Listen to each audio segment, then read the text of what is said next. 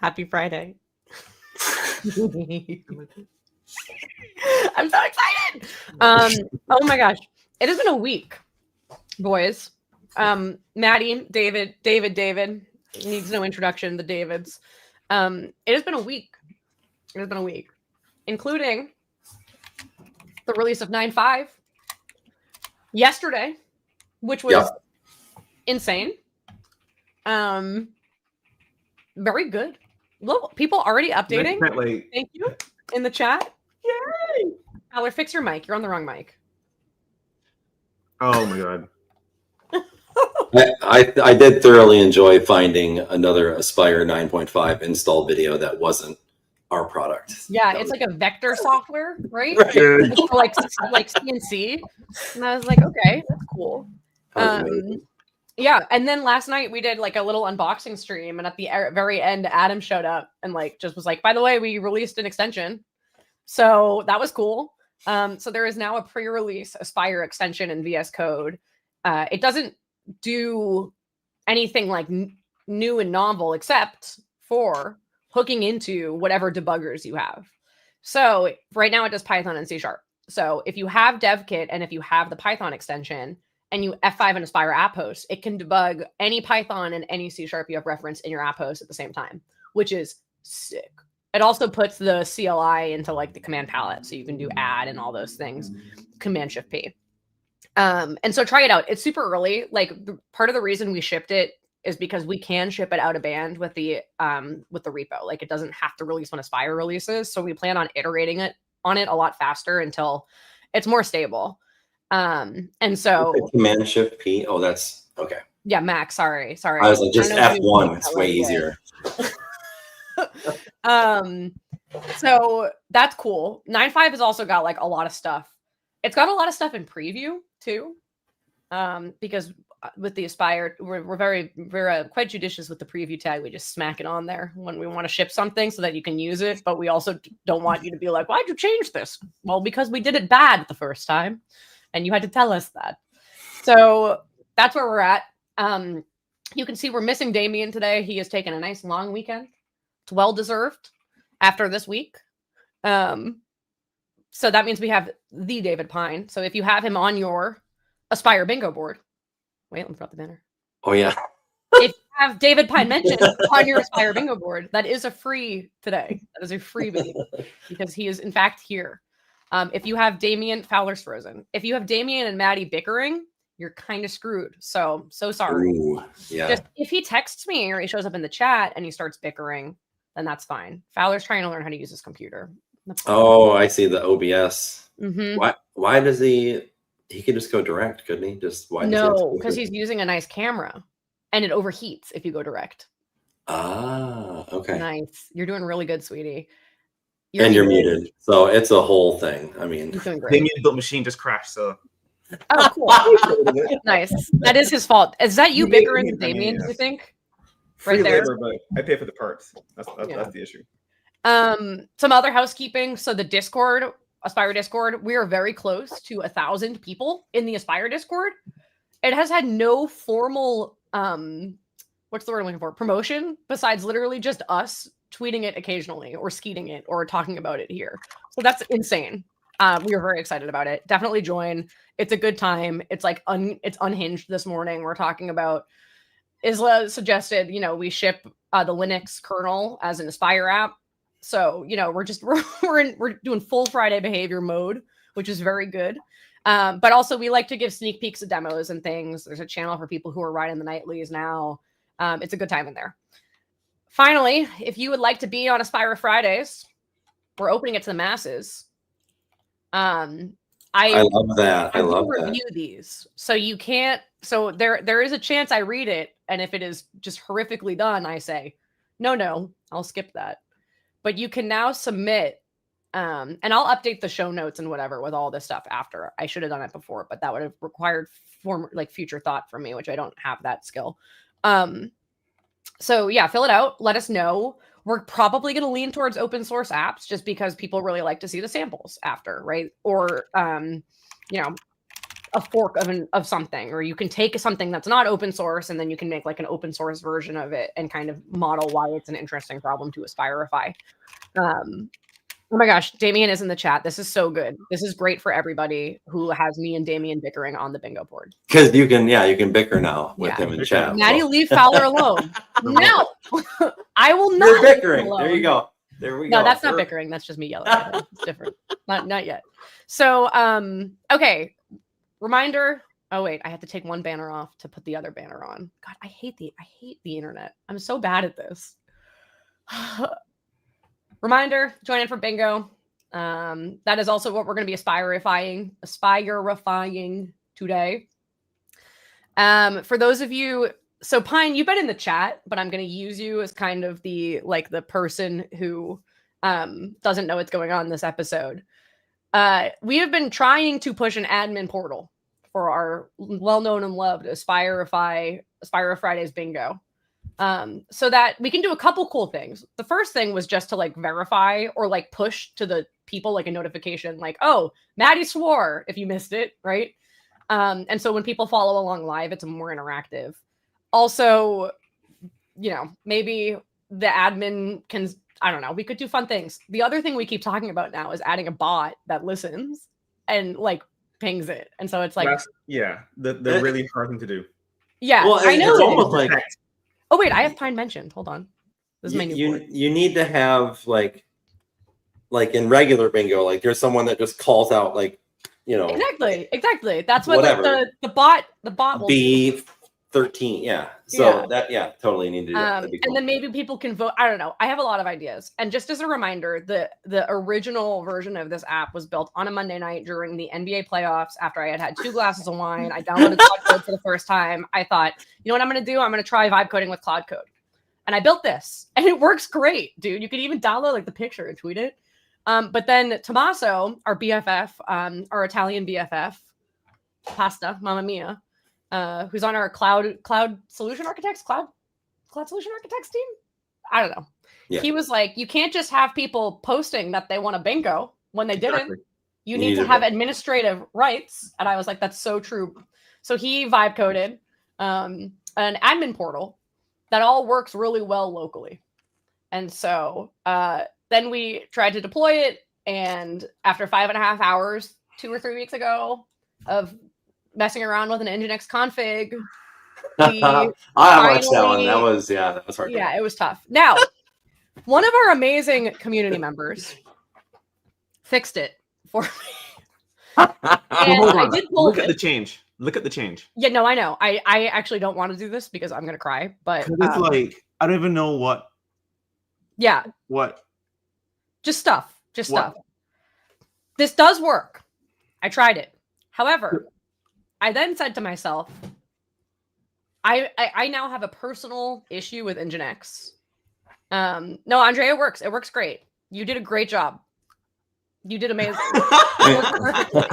Scroll down some more. I want to see. It's like there's log changes. I don't even know exactly what fixed it. No, I don't know. I just took the branch and I said, it deployed. That's so cool.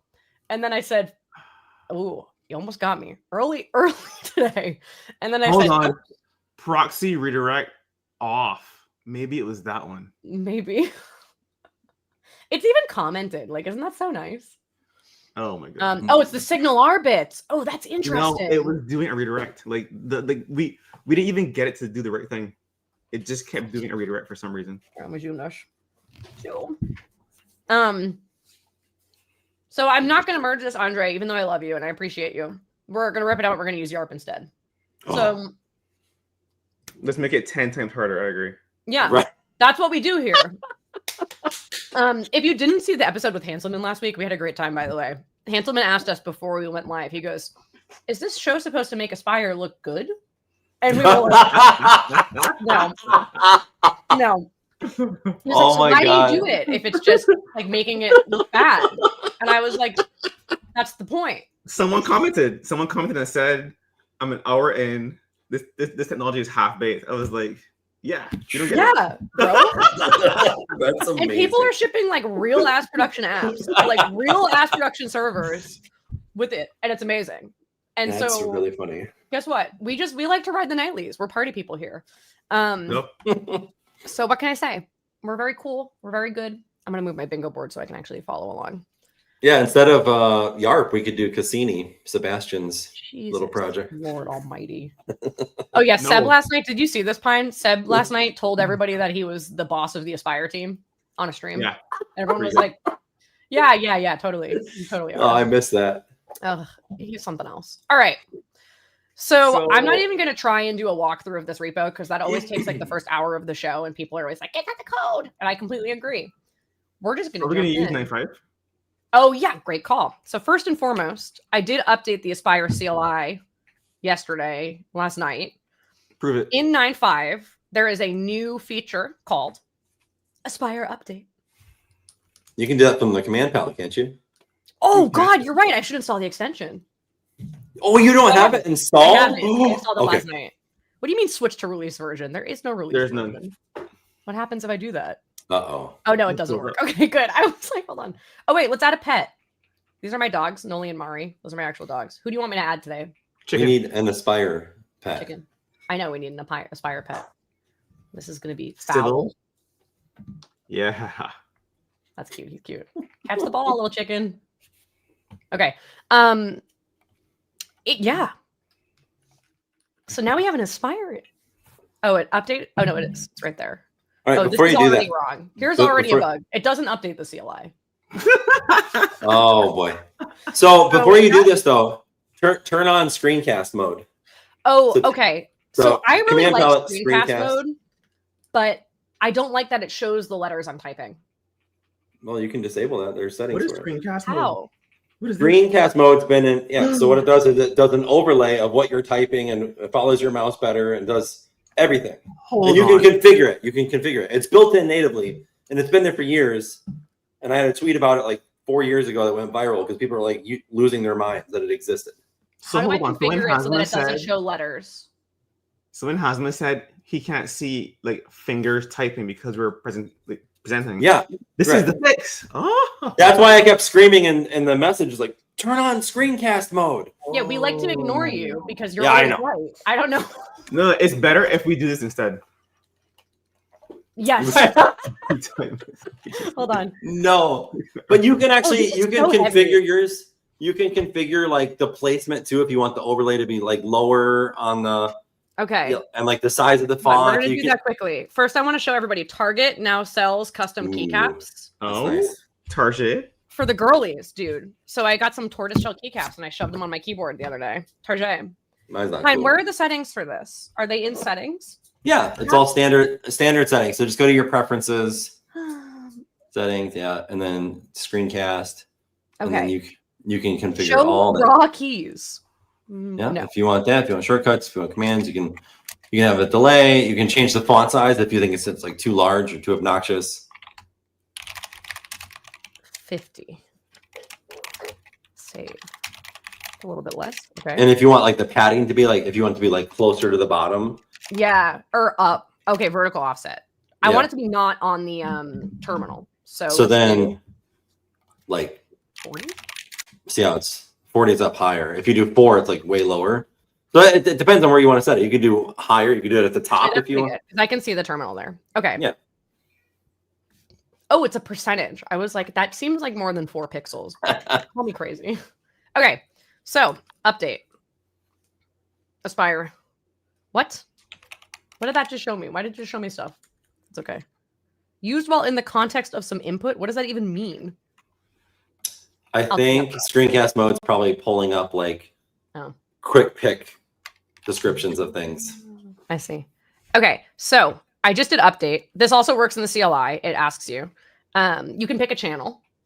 So I actually don't know what default is. It's the default behavior, which would be stable, I believe. It is stable. Okay. We did already have a question last night from BFF Omnideath, the inventor of Friday behavior. To save the preference if you ride the dailies, which is actually yeah. I like that. I do this every morning. So well, and then this is actually a good place to like channel my inner Hanselman because I saw his feedback specifically about this sort of thing. Like we should have some sort of description there that describes like what default is, because you're, very close to like knowing this, and you're like, what is default? You don't even know. So like, how can we expect our users to know? Yeah. Oh, these pop-ups are annoying. We should make Yep. those. In my defense, the update stuff came into the extension this week. Okay. So I was a little busy writing 3,000 lines, or no, only 2,000, excuse me, 2,000 lines of release notes with Pine. Okay, show command names. No. Show single editor cursor move commands. I don't know what that means. I don't know either. That's okay. Okay, we're gonna try this. Super useful, huh? We're try this. Okay, dot files for Aspire CLI. Yeah, that'd be cool.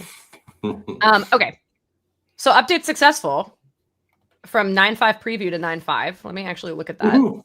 It updated everything. It did. So what's cool about update is it does any Aspire dot star, including client integration. So it did go into my actual like admin code here, and make sure that that had the updated Aspire things. What it doesn't do is the toolkit. Oh, is that how it formatted your CS proj? That's how my CS proj was formatted. It's not. Why is your package reference outside of an item group? I don't know. Yeah, look at that's a mess. I see. It's here. Yeah, that's what I'm saying. I'm saying. Oh, did it mess it up? It's right. It did. It is right. It's just like wrong. There we go. So was that a backspace? Was that a result though of like the update, or is that like how it was formatted before? It seems like it would be. Let's see if it's like that in the service defaults. Update is like munging XML. Well, just go look at source control. Like, look at the difference real quick. Do a diff. Oh, that's a good idea. Well, I just fixed it, but whatever. Well, the other one, presumably one of the other ones would be messed up too. Yeah. Look. No, okay, it was messed up before. Okay. Okay. Good. Thank God. Thank God. So it left it messed up. Nice. Good XML munching, team. We're great. Let's make sure this runs actually. Oh yeah, so the new terminal, the new Aspire extension has a thing in the debug console, which means you don't have to have your terminal chomping out all the Aspire stuff. It actually puts it all into the VS Code debug console, which is searchable, by the way. So you can like search for the dashboard, which is nice. Why did this open in the wrong? Why did this open in Edge, not Dev? Hold on, into my settings. How do I set the browser I want?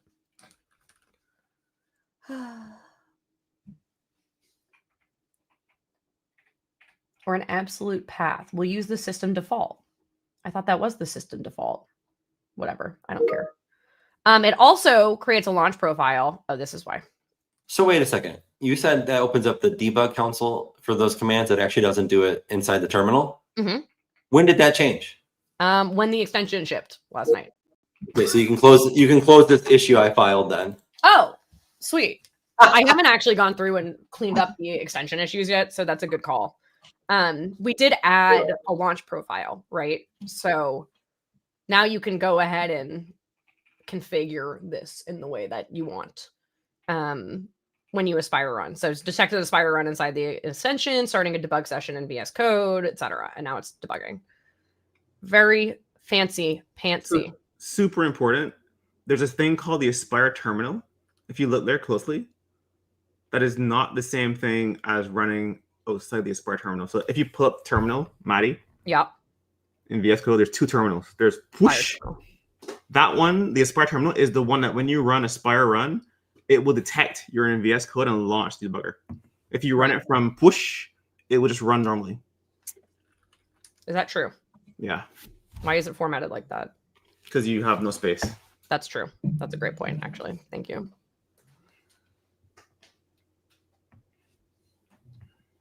Yay. Okay. Wait for it. It's fine. I don't need it. I believe it. Okay. Cool. So now I'm doing this again. It doesn't auto launch it yet. It should give you a well, it's not working though. Yeah, hold on, it's hanging. Probably because I didn't actually stop the old one. Normally it shows you a thing to go run. How do I turn it off if it's, oh wait, this is how. Stop. Yeah. Stop. How do I turn it off? It's hard to tell with all these pets running around. I was gonna say it's so distracting. At least I don't have the background on. The backgrounds make it crazy, dude. It does, yeah. Oh, you can't make it any smaller than that. So sorry. Okay, dashboard. There we go. David, what is this? Why does it say that? What? Ooh. You just updated too, so why? So. Did you update? Check the version. Is that the version of No. like the runtime or the SDK? Pull up the version. Yeah, there. Oh, there you go. Why? Something didn't update, probably. Did you rebuild? Why would I rebuild? It's just running. Yeah, if you run, it would rebuild. Did run build? I saw some. I mean, so okay, hold on. Try Aspire run in the non-Aspire terminal to see if that works. Stop. Okay. Okay, I have a question too. Like the Aspire App Host SDK, does that update too with Aspire Update? Yeah. Oh, that's nice. No. In the second terminal. You're right. Push. You know, someday soon, we'll be doing this and there'll be no bugs. It's going to be crazy. That day is going to be wild. What are we going to stream about, dude? We're going to be done in 2 minutes. It's going to suck. You can't say that because there's always going to be bugs. There's always going to be bugs. Okay. Yeah, perfect. So that was the issue. So now if I go back to the Aspire... I think you have an older extension is my guess. I think you have an older version of the extension. I pulled the extension last night. Did you uninstall the previous ones? No. So when you dog food or PR builds, it installs the extension from the PR. Yeah. So you have to uninstall the whatever version it came with and then get a new one. I don't know. Maybe. Let's just hope it's fixed itself. Well, no, that one has the official badge, so it's like that's from Microsoft. That's not just like that worked. So we need to reinvoke a build. Someone filed a bug. Put it on the bingo board. I think it's fixed already. Oh. Okay, so that's found a bug we've already filed then. I found it before we shipped, and then I thought we fixed it. But yeah, I was gonna say no. I don't even have that one. The manual via VSIX install does not have the official Microsoft stamp of like verified thingy. No, it doesn't. I'm looking at it right now. You sure? Positive, staring right at it. It does because I didn't install it from the gallery until like last night, and it looked like it was there. It's right here. I mean, yeah, that's the official one. Yeah. I will say we also did totally have AV issues because Pet Fowler immediately accidentally turned off his camera, and I missed that on the bingo board, as I do. Peter asks in the chat, welcome to the party. Why Nginx and not YARP? Correct. We are nuking Nginx today. It is getting shot into the sun. I mean, that's not very kind. Like, what if like Nginx engineers like watch this and they're like, "Come on!" Like, I love Nginx. It is a wonderful, wonderful tool. It personally offended me. I'm not sure why I should have to use it if it personally offended me. Oh. Okay. All right. There we go. Okay. Yay! Well, it works. So that's cool. Yay! Oh, Tim also messaged me and said that he vibe coded the admin site after watching Deftones in concert. So yes, he did. I remember that because I sent him the video of the banana at my show in the mosh pit, and he was like, "Oh my god." Okay, everything works and is great. So it does. Out of curiosity, this is like totally not related to Aspire at all. But does the admin site confirm that the board that was submitted by whoever is going to claim that they won bingo is the possible configuration with like yes. So let me actually, that's a great point. Let me demo this for you. So this is the bingo board on localhost, not my real one. I click let's do it live. I go into board management and there's a pending approval. And so you can check multiple of these, right? So like you can do this. But it's not going to tell you it's a bingo until you approve I approve all these. So approve. Okay. Once they're approved, you get bingo. Yay. Nice. And then when someone else, so if I was to open a second thing here, when someone else, now shoot, I'm not running the containerized version. If I was to open a second instance of this that didn't have like session storage and I clicked let's do it live, it would automatically turn it on. And then we can also turn admin off, basically. So there's like free play mode, right? So this is when we're not streaming. It would be this mode. So fancy. Cool. I know. It's super fancy. It's beautiful. Look at Good this. job, Massa. I know. One day when we start Aspire Italy, he will be the founder. Okay. So where we left off last time, if I remember correctly, is we deployed it to ACA and then it worked for like a second and then it completely stopped working. And we couldn't figure out why and we got really upset. And can we not relive the memories? Yeah. So what I'm going to do here is I am going to go into the board. I'm going to delete this. Delete. And we are going to go into the app host. You're not going to delete the Docker file too? Not yet. You need the Docker file to deploy still. You need a Docker file. A Docker file. We will rewrite the Docker file at some point. And I'm going to do... Oh, wait. Add. Integration. Yeah. So one gripe that I have is like I wish it didn't show like the Aspire terminal when you did the command palette stuff. Like that should be all up in. Yeah. That should be all. Yeah. My bad. But that's non-standard VS Code stuff. Yeah. I almost just knocked my entire mouse off my desk. Okay, so we added the YARP integration. It's pre-release. Oh, should we single file this real quick? No, let's just make like one thing at a time. One thing at a time. Oh my God. No, you're right. You're so right. You're so true, Bestie. Thank you. Okay. Can we format line 40 through 43 though to be like indented? Like that? No, it didn't do it. Oh yeah, this You know is why? Because it's correct. Okay. All right. So we had add Docker file, container fee, bingo board. Container fee. Container fee. This was my smartest contribution to Aspire in the last year. I said we should. Fowler was like, we should build a container version of it too, so we can actually test the proxying. And I said, but we don't want to start it every time. And I was like, just use with explicit start. It's pretty good at pattern actually. Look at her. The PM knows the API. I think this is like Maddy has been building demos for the last like 2 weeks. So every morning we get this like super stressed out text, blob text like they suck. Yeah, about once a day. I think I say we should just give up. Like she's a pro. No, she's a pro. You know what I did actually? You know what I did? I wrote an inline lambda. Woohoo! For a demo yesterday. In one go. In one go. Wow. And then I thought to myself, I'm never going to do this again. I'll never be able to recreate this. I wish I was on screen.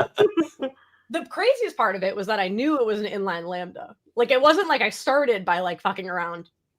Oh. Is that a bingo? That's a bingo card, right? Too Maddy. easy. Too easy. I did so well last week. I really thought this week was the week I was going to make it without that square. That's really funny. No. Okay. Oh, hi, Cecil. My 9-year-old came to me the other day and was like, Dad, someone at school said the F word. I was like, oh my gosh, what did they say? And he leans in and he says, they said farted. And I was like, okay, that's awesome. Yep, that's the F word. Good parenting. Wow. Right. Wow. Good parenting. That's tough. That's tough. Okay. Wait, Maddy, I'm adding YARP. You're going to replace the add Docker file with add YARP. What? Inline? No. So online, delete this line. Oh, I know what you're. Delete the whole thing. No, yeah. You're saying exactly. This. Yes. Yep. So add Docker. No. Leave it. You want most stuff there. Just change that one to add YARP. Add YARNAP. And then you want to do with Docker file. With Docker file. So what you're doing is saying, I want this to be the YARP image. Okay. So I want all the YARP configuration, but I want to replace the guts of it with this Docker file. Yeah. I'm reading. Excuse me. Context I am so proud of you, Maddy. Like, this is like so good. What the hell is the difference between context path and Docker file path? The context is a Docker concept that tells Docker where to build from. Yeah, it's like a scoping mechanism. Sometimes when it builds a container, it might need to know like higher up in the directory where things are and whatnot. Yeah. So one of the gripes that Fowler and Damien, you poor things, got a real text about earlier this week was our inconsistency in path argument naming. naming and order. An order. So I understand that context is a Docker thing, but there's like some of them expect paths, some of them expect folders, some of them and they're called paths. Some of them expect the actual object file name versus file path versus directory path versus. That's really good feedback, actually. Yeah, it is. Now the real thing I should do is I should go and file a bug with all of the things that I find this, and then I should fix it. I'm not going to do that. I'm going to complain about it loudly in group chats until Eric fixes it. It's good. And then he will. We'll file a bug and then just tell Copilot to go fix it. Can the bug be, why do our argument ordering suck across all of our APIs? No, I don't think so. You just erase that and you're typing it. Incredible. You should have copy and pasted it. What? You took the second argument and then you retyped the path. Yeah. Suppose you're wrong. Suppose it was wrong. We would have spent 10 minutes. I would find out when I ran it. We would have spent 10 minutes trying to figure out. Okay. So what do I have to change here? Because I'm not doing Nginx anymore.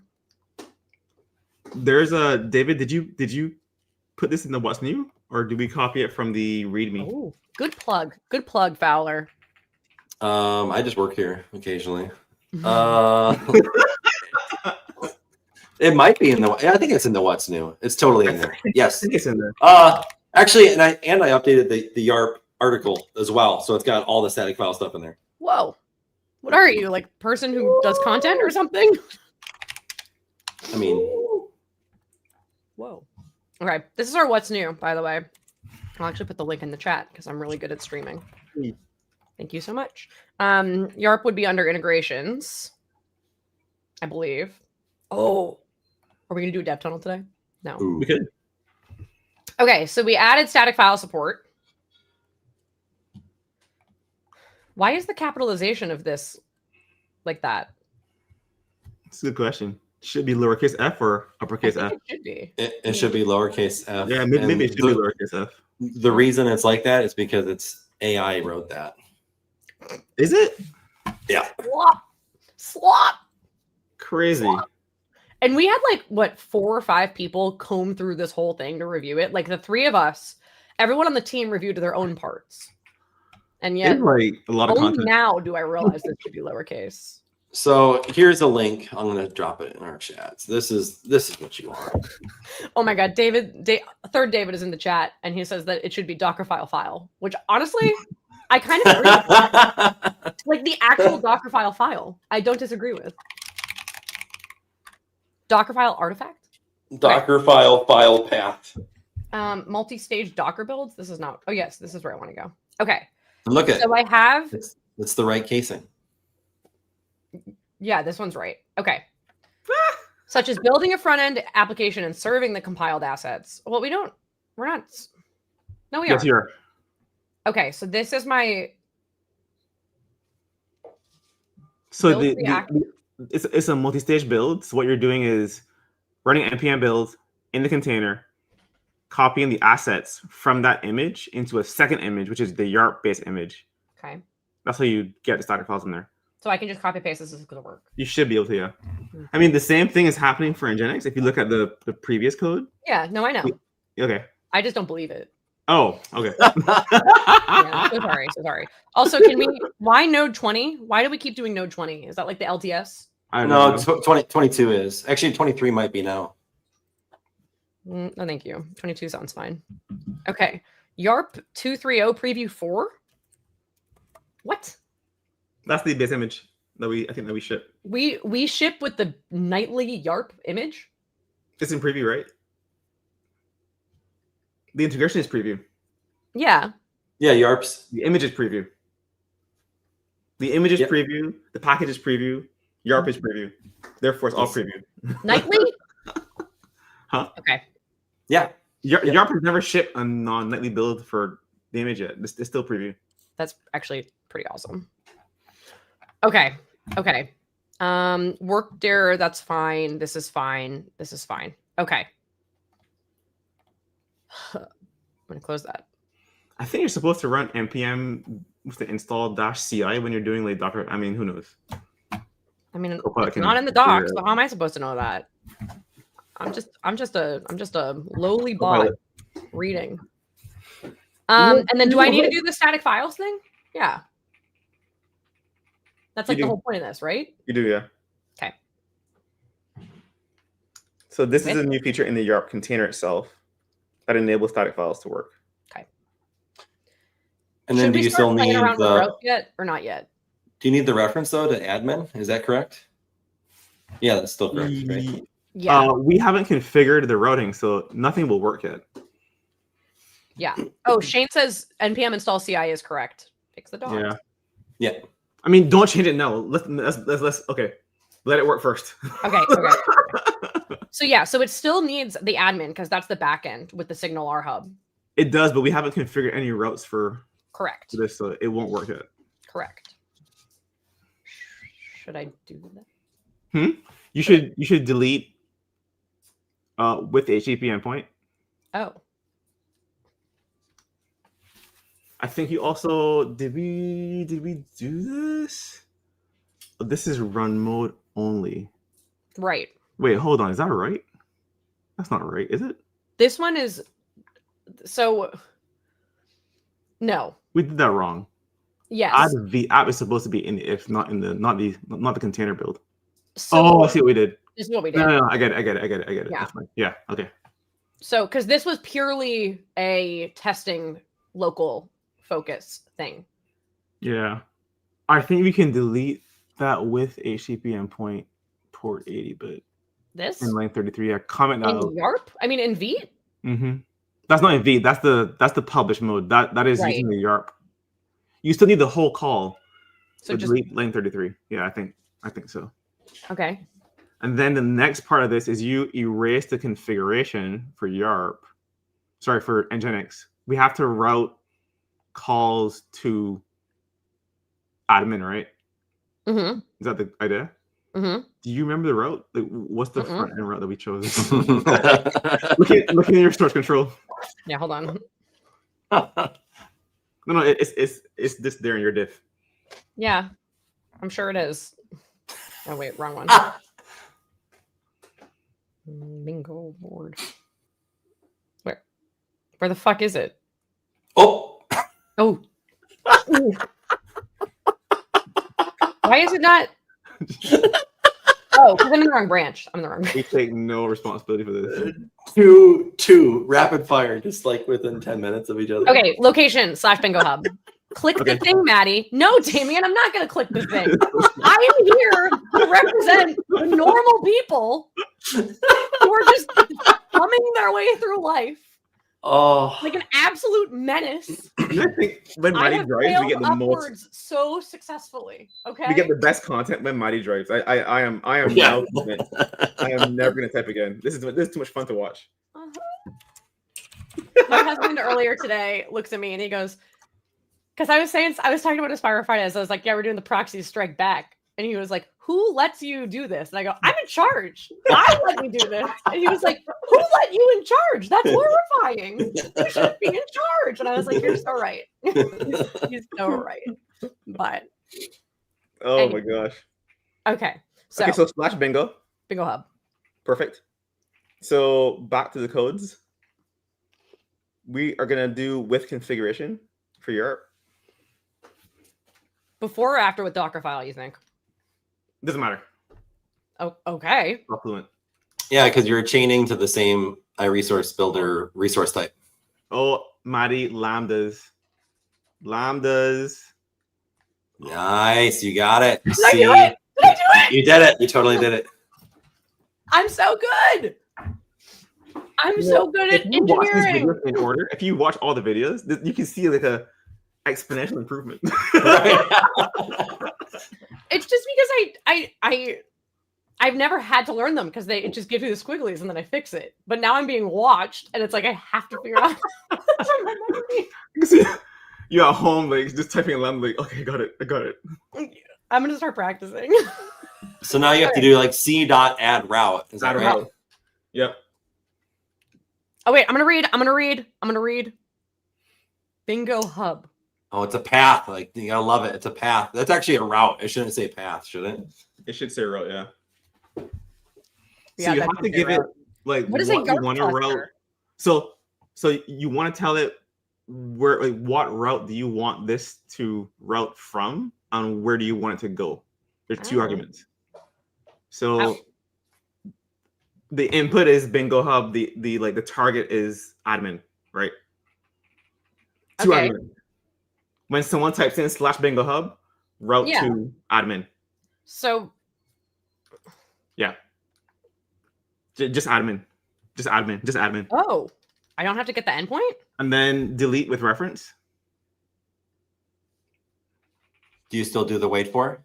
Yeah, I guess we should, right? Wait for doesn't matter in deployment, so. Oh my god, my husband is in the chat right now. He heard me shrieking. Oh, it's so cute. Little baby. You should not be in charge of anything. He's right. God. All right. So this will almost work, but there's a problem. There's a problem. David said that that's a route. He's right. That is a route pattern. And do you have Copilot turned off? Because normally it helps you. I think I turned it off because it was driving me nuts last night. You turned it off. I knew it. Okay. You have to use the route syntax there. Why is it off? Click C#. You have C# unselected. Oh, there it is. Oh, cool. So /bingo hub, and then you need a slash in front of it, and you want to say anything at all. And this is the worst part. So that would make sense, but that's not syntax. It's this craziness here I'm putting in chat. Yeah. Who invented this? Paste it to Maddy so she can like put it in. Instead of being yet another reverse proxy, it's yet another ridiculous proxy. Really smart people came up with that. It's in squiggly braces. It's asterisk catch -all. Catch -all. And then the closing squiggly. Okay. Yeah. Great. So why can't it just be star? Why can't it just be star? That's like what that means. Yep. That's a great question. Okay, thank you. Dollar, why does it have to be catch-all like that with asterisks, and not just an asterisk, a single? Because it means recursive. It doesn't mean one level. 1 star means just flat level. 2 stars means everything. It's like folders. With standard globbing, but this isn't standard globbing. This is route globbing. It's different. Same pattern. I mean, it's the same thing, but you just invert the slashes. Well, because in like, I don't know, in a glob pattern, someone might, I'm gonna put bingo hub, whatever it's called. Yeah, I would do like star/star or star/star or something. Yes. Like that's what I would expect this to be. Okay, whatever. I'm gonna go as a YARP problem. Yeah. So what do we do next? That should be enough. Oh, I guess this won't work either. We'll talk through all of it. Yeah. One more issue is that HTTPS is still like not really working very well end to end. So one thing you will hit, I think, is it'll try to hit the HTTPS endpoint and it won't just work. So you maybe have to do the same thing we did last week, where if you're in, maybe just call get endpoint there, like you were doing before. Yep. Pass an HTTP. Okay. This also works. Yep. Just make sure. Yeah.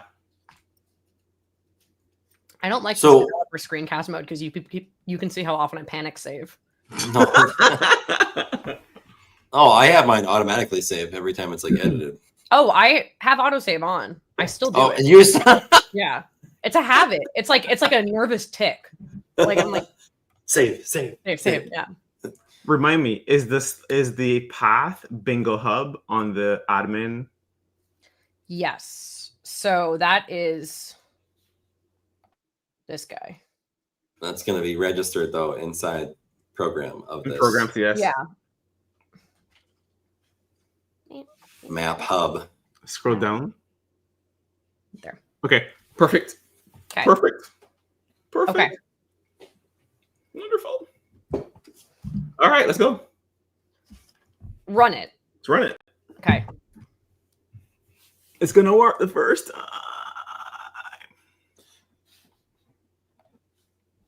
Why did F5 start a new terminal? F5 isn't the same as Aspire run, isn't the same as Aspire run, isn't the same as F5. Yeah, I noticed that. I don't like that. Let's turn this off. Stop it. Why didn't Aspire do the right thing? It is. Oh. Oh. Oh. It's running. Okay. Oh God. So many things just happened. You know what I did? So I mapped, I got these little custom Aspire keycaps made as like a sample. Do you have an Aspire? Oh, like that's my cool. dog also drinking tea. That's cool. But I mapped it to F5. I think that's very cute of me. Just saying. So maybe in maybe like for whatever Aspire conf we end up doing, we'll do custom keycaps and everyone can stick them on their F5s. Nice. Yes. So okay, I'm gonna explicitly start the container. Yep. Wait, hold on. More important. You know what we shipped in 9.5? You know what we shipped in 9.5? Your icons? My icons. Do you even know any icon names off the top of your head? I actually do, but I don't know what I want for this one yet. Oh my God, click the link. This is going to be fun. Is that doc even right? Is that link This correct? link is correct, yes. Oh my God, I have too many tabs open. Go away. What else? Cool. You're going to close StreamYard by mistake. No, we have no idea if it works. There's a lot of things I do stupidly. That one I have learned to not do, although I just jinxed myself. Okay. I don't want color. I only want filled or unfilled. These are all my options. Look at all these. Oh my God, a cat. What is this? Oh, this is bingo. So let's see. Ball? No, this is the proxy. The proxy should have an icon. That's true. Look at points to something. Port? Arrows. Ooh, HDMI. What? Serial port. Done. Love it. With icon name. Yes, this is a 9.5, Damien. And you are the first integration that uses it with DevTunnels, has their own custom icon in the integration now, which is awesome. And the story about so this, you can use a custom icon? well, the integrations can pull in any of the icons from Fluent UI. Right. So there's like a zillion. So now Yeah. DevTunnels has like an icon. Okay. The story I feel like I have to tell every single time with this, though, is that I did assign this to Copilot in like the middle of the night one night. And I was like, Copilot can figure this out. And then the PR was up for like a week in draft and nobody touched it. And then I was like, so James, can you please maybe fix this? And James was like, yeah. And I think that was one of the first times the team said PMs should no longer be allowed to use the Copilot agent. PMs and Fowler. Enable.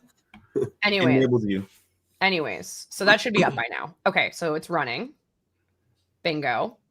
Live stream active. So if I open the admin, oh, that's the HTTPS one. Does it matter? It shouldn't matter. Oh no, it's connected. Okay. Board management. So where's the icon? I haven't restarted it yet. Yeah, I'll do that. It would be really nice if we could, like, I don't know, like hard reload it or something. Hard reload it. Fowler. That'd be really cool. Yeah. I know, right? It'd be really nice. Super nice. I'm gonna approve this. Is it working? Okay, that worked. Let me try pulling up also the local one. So hold on. So wait, how do you know it worked? Because I checked a square and then it showed up here and then I accepted it. So normally when I'm doing any client-side dev, I would hit F12 immediately just to see if there's any errors in the browser. Oh, I see. Yeah. Well, there are. Nope. It's a warning. User connected phone. Yeah, that's fine. Looks like it worked. That worked. Okay, so this is the one that's local. This is the one that's npm run local. So one day that'll work. That also worked. Now, if I click one, what was this? Maddy accidentally swears. Do I have that on the other board? Yes, I do. This should automatically check off. Wow, it did. Oh my God, wait, that worked. Okay. It works. All right. So now we got local working. Very Will good. deploy work? Well, hold on. We have to do the Docker file now. We have to actually. Oh no! Oh no! We have to deploy this now. Oh no! Of the other one, right? I just realized what makes this hard. Now? Yeah. Oh no! Just say it. What's gonna? The suspense is killing me. It worked. I'm committing this. Oh no, I'm not. That's a terrible idea. My brain is like, oh no. Okay, so we're gonna have to write the equivalent of add YARP with configuration. I think ourselves somehow. Why? Why can't we just deploy that? Because publish as Docker file doesn't have any of this YARP configuration stuff. Oh. Are you kidding me? Oh yeah. So can I just deploy? Can I just deploy this instead? You can do if else instead. So wait a second. So like the with configuration API that you're talking about here is just like a runtime thing. That's not going to work because it doesn't actually emit like a config file. The issue is line 30, like line 31. Yeah. So this will not work anymore. Like right as Docker file won't work anymore. So what we need to do is change this to is publish mode. We have a couple options. Oh, there's a couple options here. Hold on. Hold on. Hold on. I don't have it. My God, there's none there. Oh, not on mine today. We could maybe build. Would this be so terrible? We could build a publish as YARP. Publish as YARP. Okay. Extension method. That's one option. Yeah. We could just do if else. If dev add VDAP else, or if dev add VDAP. Otherwise, this is called add YARP. Actually, that would be the better pattern. Do that instead. I like the publish as YARP approach because I think it's more educational and it's less if else. Do y'all want to get stuff working? Okay, y'all really want to do this like the well, hard my way. thought is we should have publish as YARP anyways. So why do we not? Yeah, I agree. Because I haven't thought through yet how hard that will be on stream. But if y'all just want to start, let's do it. We could just start. Let's do it. Let's time box it. If we can't get any meaningful progress in the next half hour, we will bail out. Okay?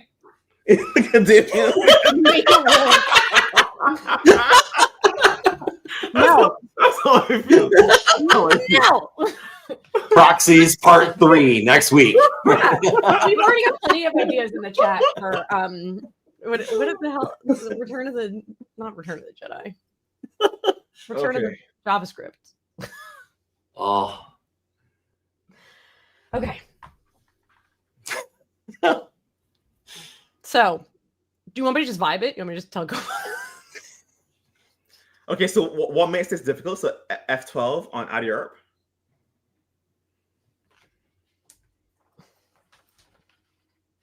This adds the YARP resource, configures it with a bunch of defaults, and has a whole bunch of code that you cannot access externally. Okay. Trivially. Okay. So it might be possible to reuse this as is if we do some weird. I mean, it might not work. I'm not even sure if it's workable, but we could just. We'll try it. I just have to point out here for a second. This is a full Aspire resource extension. It's 100 lines of code, and most of it's doc. So for those of you who are afraid of building your own Aspire integration, it is not hard. Like the YARP resource itself is also not anything crazy. It's got routes and clusters, so just FYI. Just a little fun fact here. Okay. So I'm gonna go down here. I'm gonna make a function. Make an extension method. Yeah. So file static class. What? I guess I can make it in a different file. No, but then we can't do single file. So no, it has to be in here.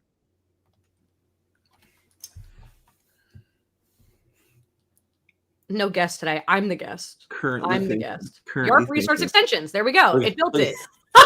Thinking. With OTLP exporter. No, that's okay. Let me make this work. Okay. Let's do it. Let's attempt to do like super hacky stuff and let's see if we make it working. Okay. So this is like not what you want. This is just any publishable resource I want it to be able to be on, or just JavaScript, do you think?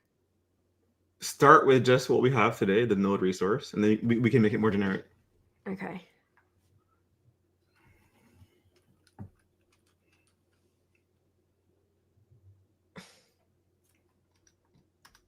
This shouldn't be YARP resource extensions then. This should be node app. You sure it's not YARP node app extensions? What did you just do? Just turn away. Go away. You tap too hard. I did tap too hard. You're so Don't you hate that? Don't you hate that when you actually want the tab, you can't? Yeah. I think you have to hit, just wait, hit escape.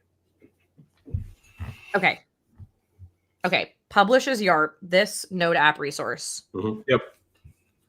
Builder. Yep.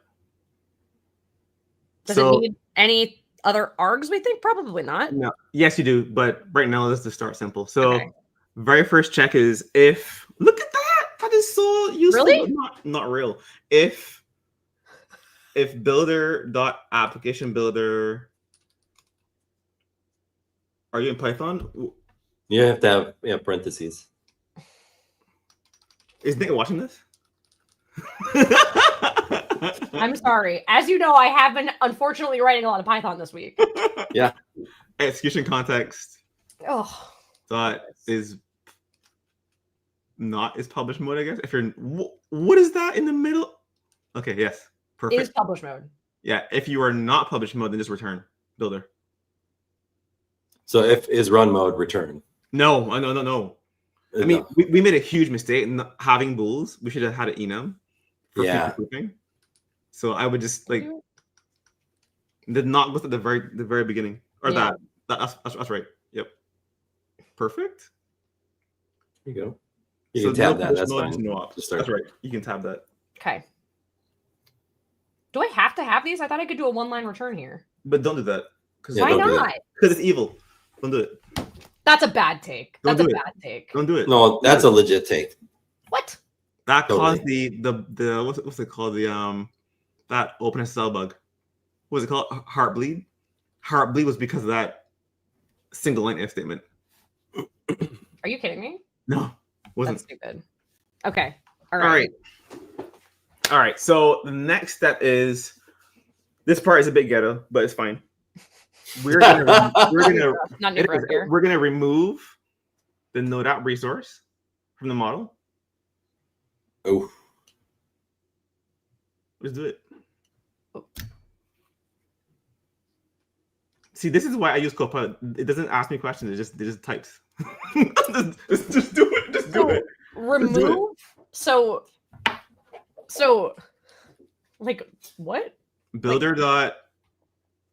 Is there like try remove resource APIs at all, or no? How do you do that? It was super simple. Builder dot application builder. Yeah. Dot.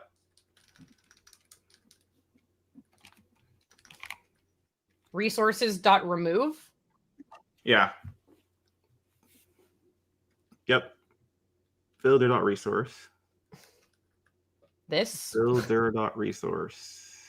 Builder. What did I pass it as? Oh, I passed it as builder. That's not good. The builder, yeah, that's fine. Builder dot resource. Everyone's learning. Okay. Okay, so we've removed the resource from the model. It's kind of evil, but it's how we do this kind of stuff. Look at Maddy able to lose her mind. And then let's call add YARP.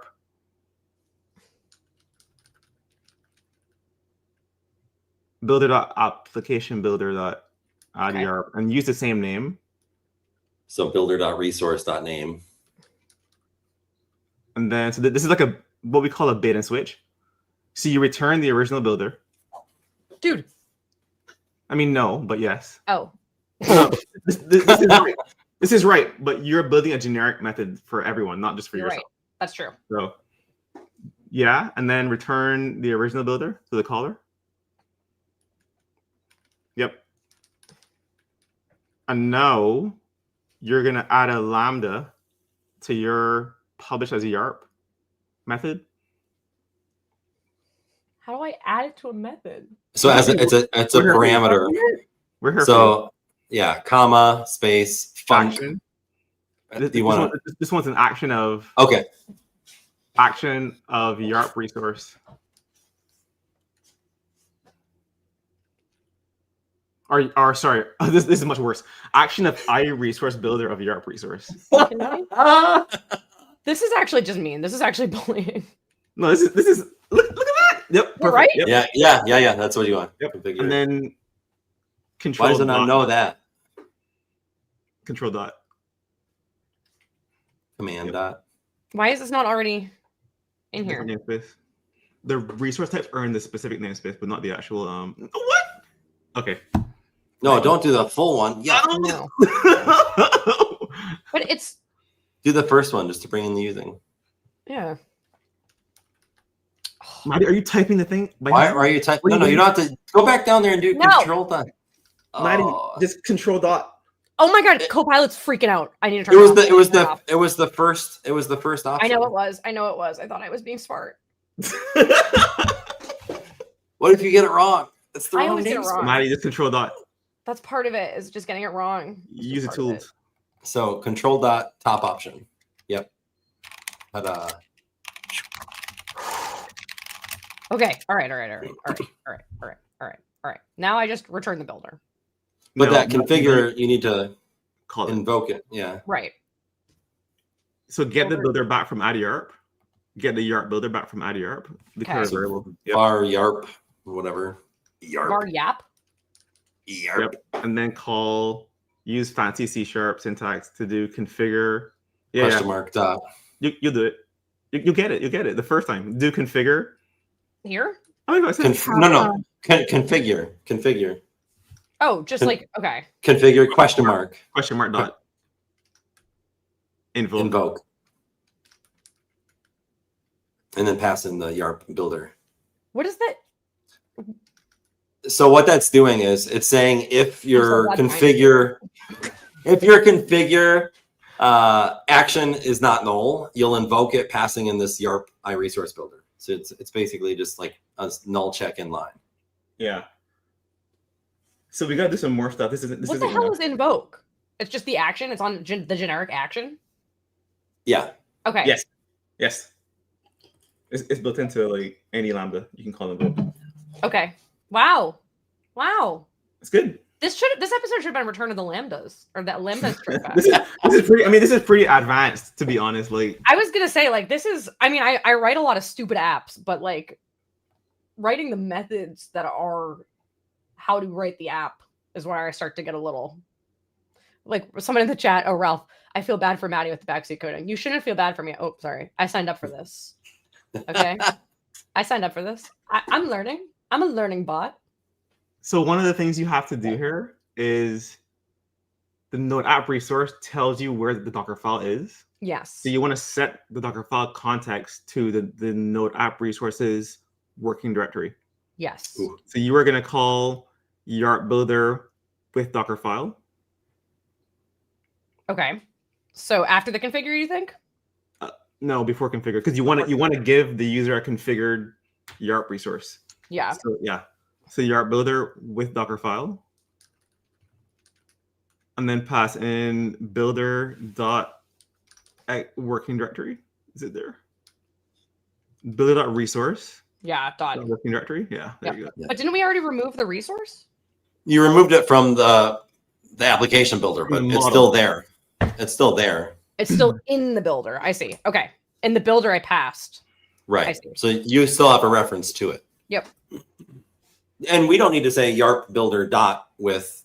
That can just be one line. I could probably just chain it, right? Yeah.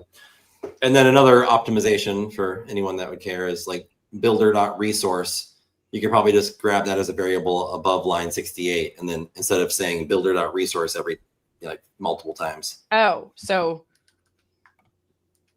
var. But yeah. Sorry. Too much Python.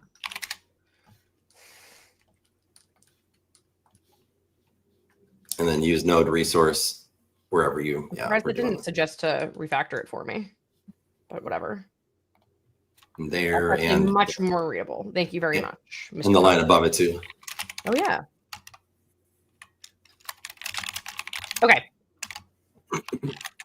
Okay. Okay. Now we have the Docker file. What else do we give it?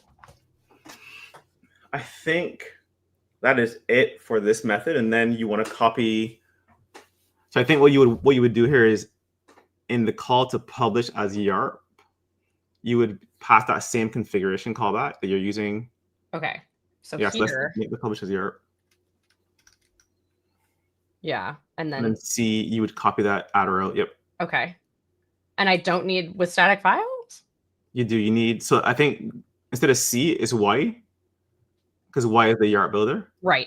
Good call. And then you need to copy all that code, like YARP dot add static, Y dot with static files.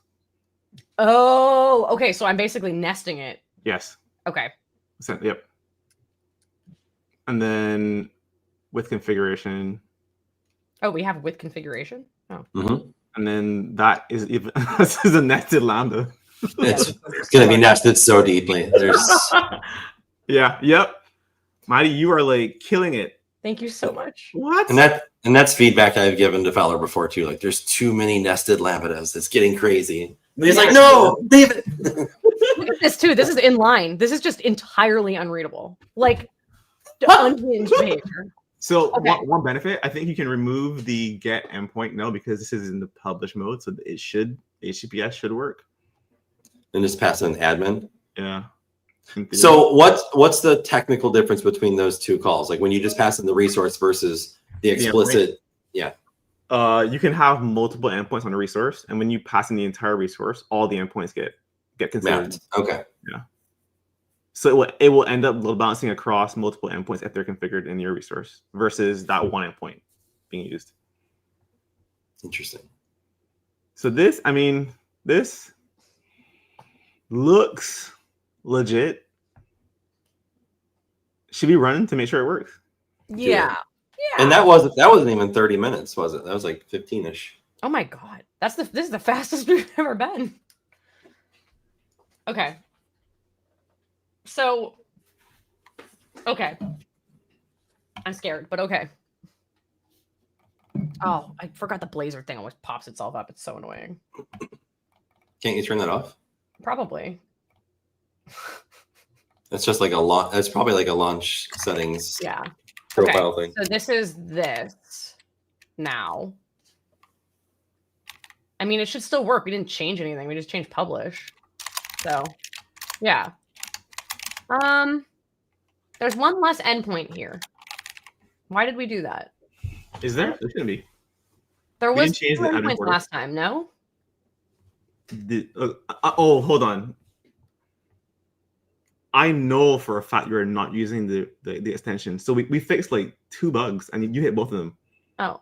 One is build before debug. The second is when you run in the extension, it doesn't use launch profiles properly. So you only saw HTTPS in the Aspire terminal. So close this app and stop debugging. Change your terminal to be the non-Aspire terminal. Maybe just kill all your bankruptcy. Yeah. Kill all your terminals. Hold on. Let me do this. Let me uninstall this. And then reinstall it from the marketplace. Yeah. I mean Aspire. Install pre-release maybe? 18 hours ago. This is what I did. And that's the same one you had installed. I know that for sure because it said 28 downloads.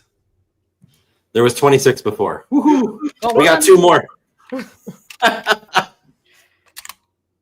Oh, now my IntelliSense has to completely just rethink its entire existence.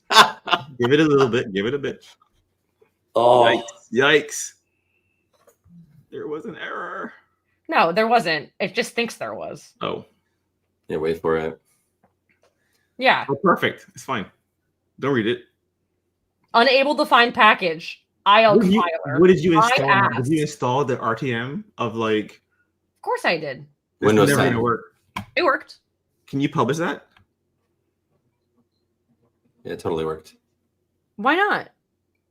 I'm not the app host. The app host and the admin panel are on RTM. They're on 9. I just have the RTM SDK. Okay. That should. Yeah. No. I didn't change these. Woo! I'm not insane. Okay. Well, I am insane, but I'm not insane in that particular. Just so everyone knows, what ends up happening is when you try to publish an app using the latest bits, the container image is often not there yet. So it can cause maximal pain. Okay, so let me delete this too. Okay, so where are we at now? Jeff Fritz, let's get the downloads to 30. Woohoo! I have a suggestion. What if we, to just verify the publish mode output, we could generate the Aspire manifest and look at it to see if it looks right. Okay, so that's this, right? Mm-hmm. Oh, I bet I could do that through the extension. No, you can't. Okay, I have ACA publishing completed. Look at that. Aspire output. That's new. Scroll up to the top. Oh yeah, that is new. What the heck? Whoa, bicep. So let me delete this one because that one's the old one. Okay. Why is it in that folder and not in the .aspire folder? I don't know. I agree. Aspire is checked in. Aspire output is, well, actually that probably should be somewhere else too. Messy, right? Yeah, maybe this should be in .aspire as .output, and we should add that to the get ignore. Yeah, it should. Okay. So we'll file it. The output should be checked in. No. The output should be checked in. It's not. This isn't supposed to be ignored. But doesn't it have secrets in it? Oh no, it doesn't, because we do that at the command line. Just get the placeholders. Yeah. Yeah. Okay. So this should still be in .aspire though. It should be .aspire/output. But okay. That's reasonable. File the bug. Reasonable. I'll give someone a sticker if they file the bug for me. Who needs bots? Okay. Admin. Yep. The password parameter. Yep. The container v1. The Redis cache that doesn't even do anything, but it's there. The one you want is the one that we just wrote. So bingo board, container v1, source bingo board Docker file, bingo board module bicep, app yarp.dll. Yep. Okay. Bingo hub catch-all. Oh, I'll send you a keycap too. If someone just files the bugs for me, I'll send you keycaps. I have to get more made. Looks right. It does look right. What are you gonna have for people that win bingo? Besides bragging rights. I think keycaps. Unfortunately, I think we're too predictable for that to be worth anything. Maddy swears within the first 5 minutes. Maddy swears within the first 10 minutes. Listen, I'm very good. I'm a nice lady. My mother-in-law loves me. She thinks I'm a sweetheart. What can I say? Okay. This looks right.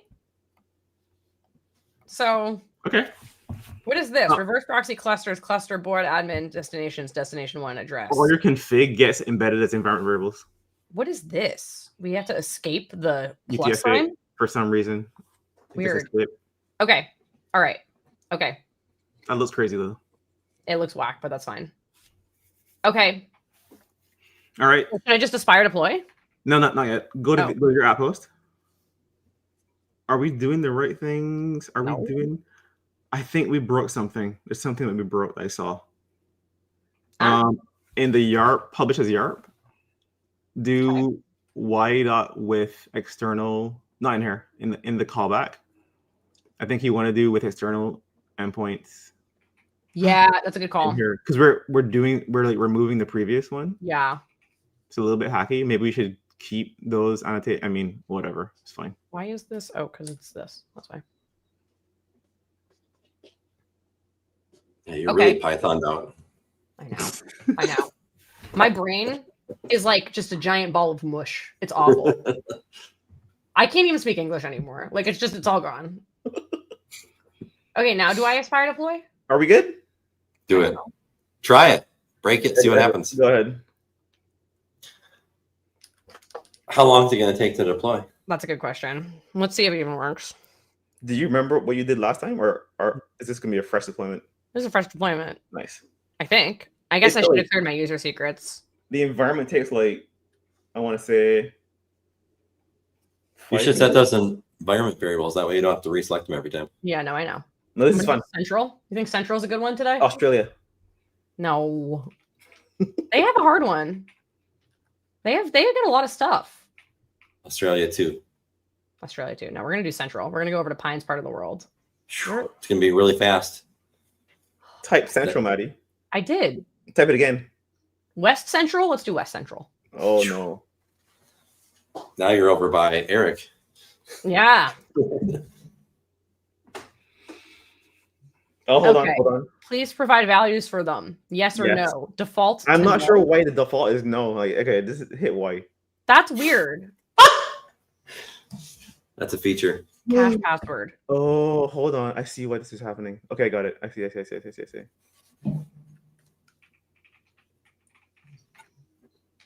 That's not even the password I wanted to set. The password I wanted to set was the board password. The admin password. It didn't ask you for that? No, it didn't. Is that a parameter? Oh, it's because it's in there. Yeah. You could have set it right, that's why. Yeah, we'll change it. I love how you just showed the password to everyone. That's fine. We're gonna change it. Although maybe we shouldn't even use that password at all. Oh, it was just easy to remember because Tommaso made it. So it was. I don't know why it needs the cache password. That's weird. Like, it's not a user secret that you have set, is it? No, but it should be handled by Aspire, shouldn't it? Well, there's not a configuration. Well, doesn't Aspire do all of that? Do what? Handle the creating a password for the cache and passing it to my. Not Aspire deploy yet. That's the thing missing. Okay. Well, actually, it does that. But what happened before we made this change was it would generate a random password every time, so you couldn't redeploy to the same. Same environment. It would just change the password. That makes sense. But what if I don't want to set a password? Why can't it just pick a random one and use it at the same time? Same thing every time. It will, but then when you deploy again, it will change that password. Why can't it just save that password? Because we didn't work on deployment state in this version. That's what Safi was mentioning yesterday. Each deployment is fresh. Fine. You can set a password in your environment variables and then have it reuse that as a workaround.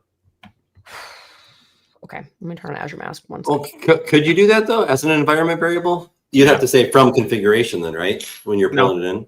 By default, it pulls in from config. It uses parameters __.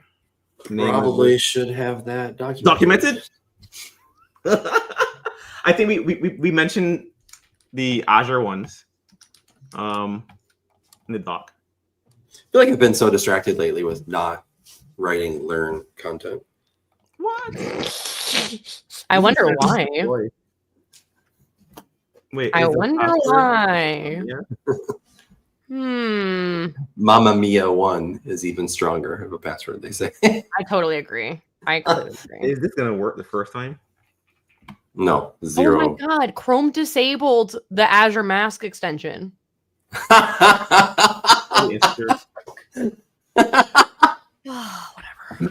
No biggie. Okay. So it's doing something. Deploying env. And why does env take so long? That's the Kubernetes cluster. That's like the environment itself. The Kubernetes that ACA creates. That okay. Oh wait, so you're doing ACA? Scroll up real quick. I'm curious. Yeah, I did. That's the thing that takes like the longest. I don't know why it takes so long. This takes like 10 to 15 minutes. So let's 5, 7. No, yeah. 10 to 15. 5 minutes. But 10. But all right.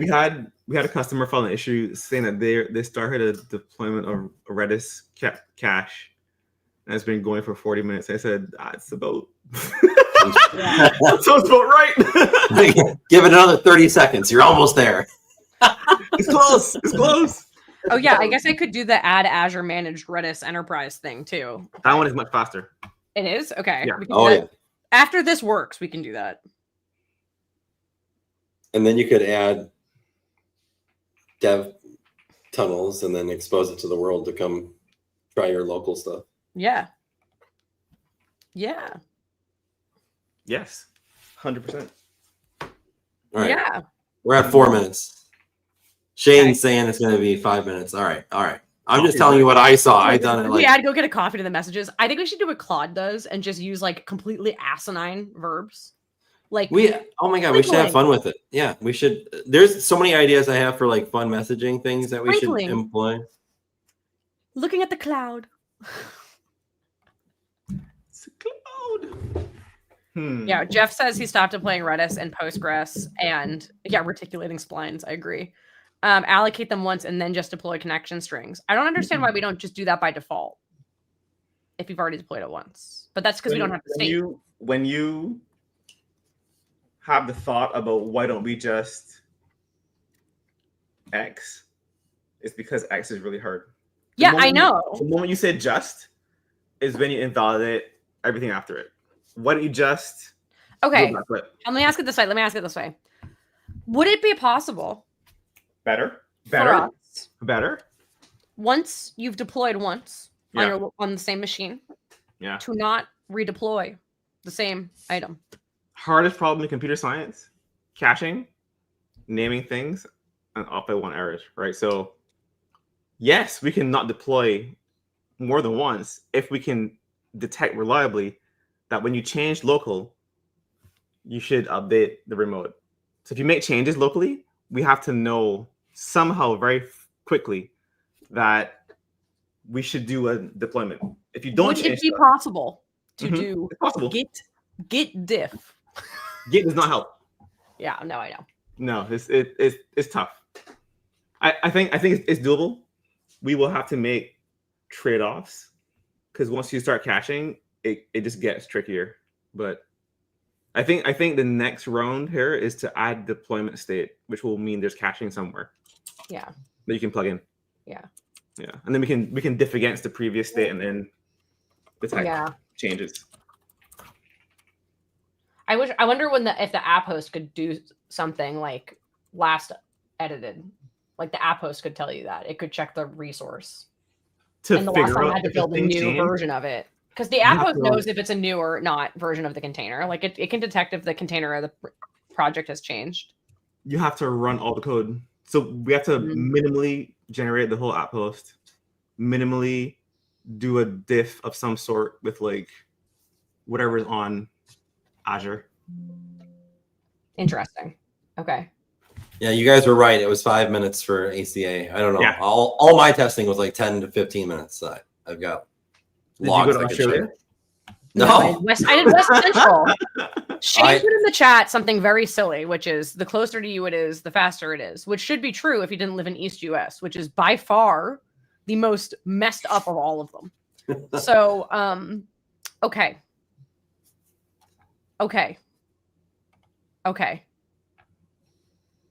I'm afraid to touch anything, but that's Click okay. it. Does it work? I don't know. Click I deployed everything. Okay, that's good. That's a good sign. Here, everyone. F12. Wait, before I send this to everybody, let me just test it with one. Change the password? Nope. Yeah, I'll redeploy it with a new password after. I'm not super worried. Okay, so this is me. I imagine I can load it. I can't see it, but that's okay. Okay, board. So, demo gods mentioned.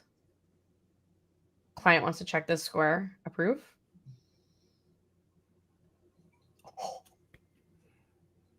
F12.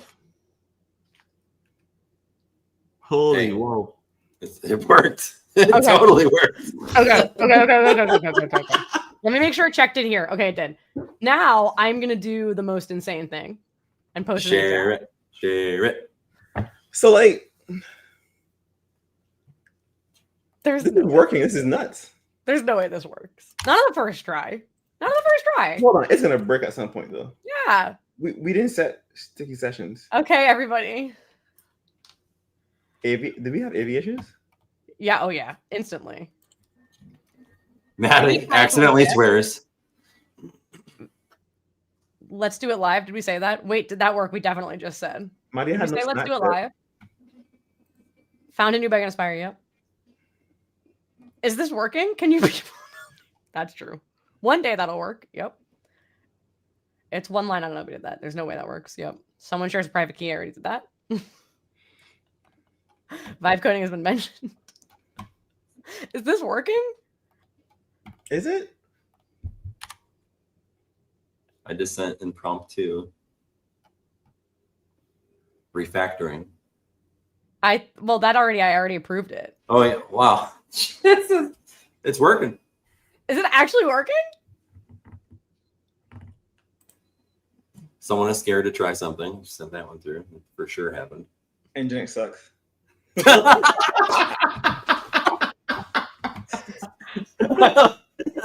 Oh, I did eat my snack live. Very good. I didn't restart anything yet. That's good. John just got bingo. Visible frustration. Yep. Hit a bug we filed. Yep. Bug found in my app. Yep. I don't know if we made a pun yet, actually.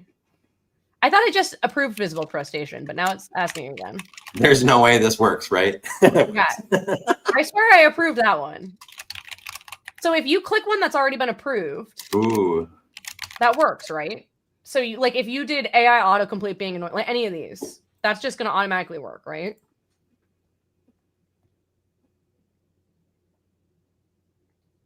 that's awesome. Did it work? Okay, so now it's a request to uncheck. Okay. I mean, this is working.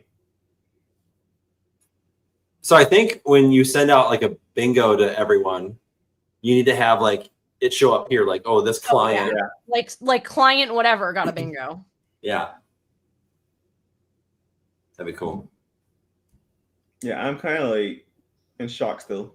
I don't think it's working. It totally worked. Are you? Can you share your screen? Can you share your screen? I don't Me? believe you. Like, what do you want to see on my screen? I'm on your the thing. I want shared. you to check something that's been checked, and I want it to be. Okay, which one? Share Demo your screen. gods. Share your screen. All right. Give me a second. Present. No, it's not working. But oh, I see. It has to be approved first. Yeah. Well, so it shows up as yellow until it's approved, and then it turns mentioned green. Is that approved? Green is approved. David Plain mentioned. Oh, I see.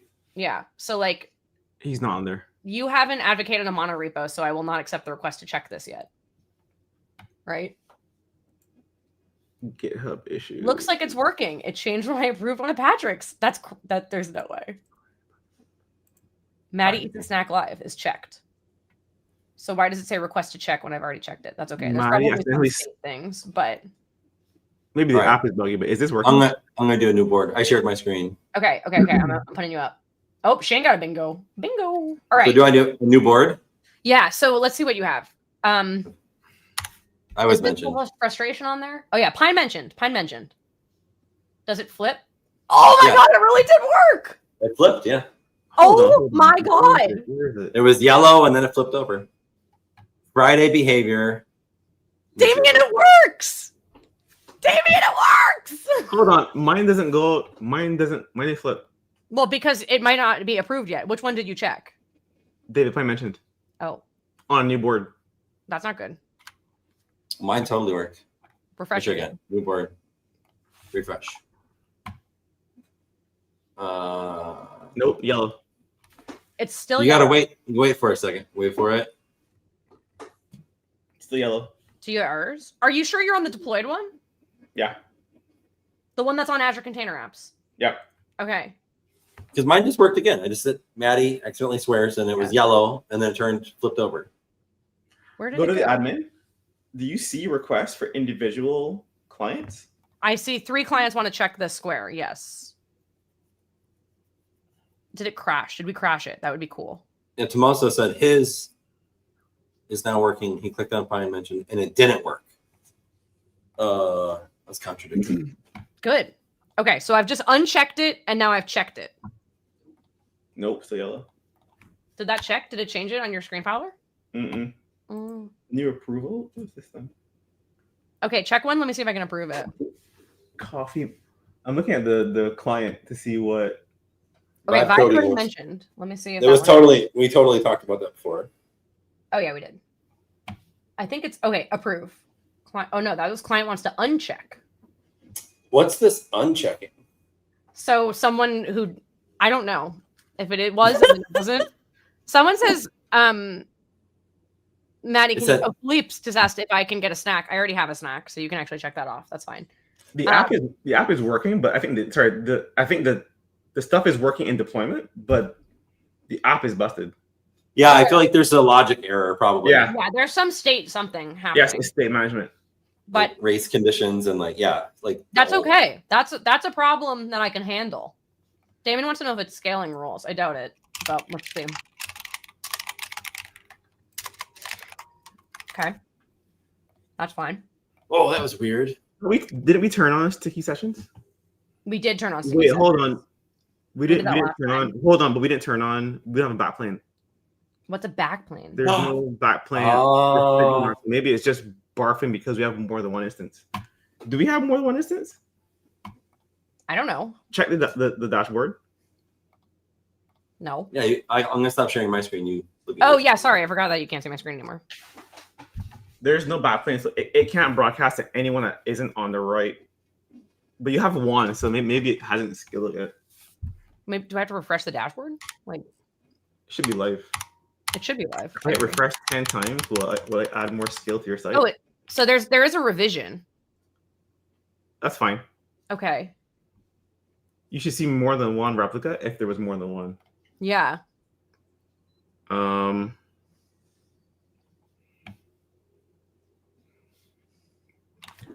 Is there someone in the admin panel right now messing with it? Is that the problem? Right. They have the password. It's fine. No. Yeah. Let me actually remove that from apps. There's missing client methods. Like a thing is being called client bingo set generated. It's being called on the client, but it's not found. Cache invalidation issue. That could be it.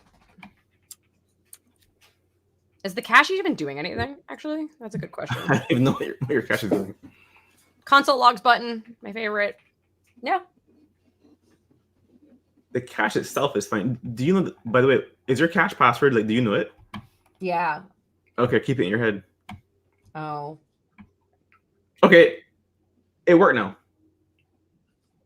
So maybe it is a cache thing. Okay. It's some state corruption issue, right? Like what's? Yeah. How this thing that's works. okay. That we can fix. Just blame the AI. Well, the other thing is, I don't think everybody is going to be trying to check every square in the world every time we open bingo for the first time. Like, I think that's not going to be an issue in real life. So one thing we should do is we should probably hook up Signalar to Redis to make it work when you have more than one instance. Okay. Holy crap! I'm seeing a spam come through. Are people messing with the admin? They might be. I'm going to pull it down. But pull it down. Can I stop it from here? Will this work if I hit stop? Yeah. Okay. Good. You're all dead now. Nice try. Okay. Okay, let's try something. Let's go to force ourselves to see it fail. Go to the line, is it line 31? I don't know, publish as admin right there. Sorry, line 23. 23. This one.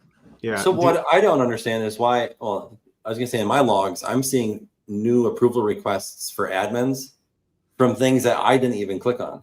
Yeah. Are those other people's? So it's that's totally other people are broadcasting, right? Yeah, it's broadcast. Yeah, that shouldn't be broadcasted, I don't think. I think that should be. Okay, so that's a Signalar thing. So let's fix that. I didn't realize that. Like, screen share fail, Maddy eats a snack live. Like, I didn't click any of these. This is coming from a different client altogether. I see others and callers, so it looks like it's trying to do the right thing. Oh wow, the history is new. That's horrible. You get to see all the stuff that.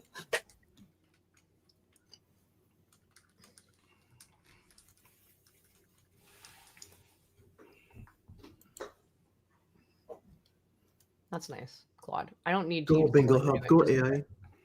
Mixed broadcasting behavior. Yeah, no, really. Client to client.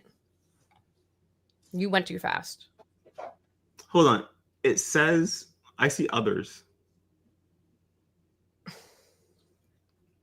Oh, new connections and disconnections are broadcast to all clients. That's bad. No, that's like collaborative. Well, that's like a kind of like chat feature type thing. Like but you're not notifying others that other people are playing, so I don't think you need that. We should give people names too. Yeah. Okay. Approval request. Yep. Yep. Clients all, clients others, caller specific. Okay. I don't know where I'm broadcasting someone checking it off, but Do you have a help I context mean Tommaso, elsewhere? and by Tommaso I mean Copilot. Yeah, is this open source somewhere? Yeah. Maddy Monacola, AspiriFridays, baby. Baby. Let me commit this. Hold on. Hold on. Hold on. I'm working.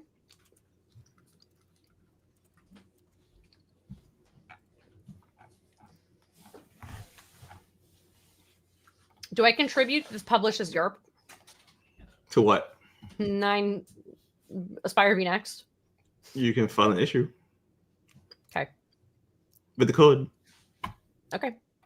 That's better. Okay. You don't think I should just put up a PR and make Mitch fix it? It'll just stay there for a long time is all. That's probably a good point. Okay. All right. All right. All right. All right. All right. All right. All right. I mean, it works, right? Like, what was the next thing we want to make this thing use? I want to do single file real quick. Redis. Okay. Real quick. So, how do I want to do this? Make a new one. So we're going to go in the root of the source. We're going to do Aspire new. Actually, we're going to do Aspire config set features single file app host enabled true. And then we're also, because I'm on a preview, going to set minimum SDK check so it doesn't yell at me. Okay. Then we're going to do Aspire new. Single file app host. Sorry, file-based app. Well, we call it single file app host, even though it's the feature is file-based apps in .NET 10, just for the record. Just for the record, Damien. Enter the project name, source. No. Why do we ask for the project name? I forgot to ask Mitch this. There's no project. Yeah, I don't know. It's just like leftover. The other thing that bothers me about this, BT dubs, is that the dashboard shows the name of the file. I know, it's pretty funny. So we really should have like a name concept. Yeah. Anyways, okay. Now I have this little guy, app host CS, and I want to pull in the packages that we're using. So I'm going to do this. Be a cool command, right? This would be a really cool command. Or just use Copilot. Can do it? Okay. Let's see your AI skills.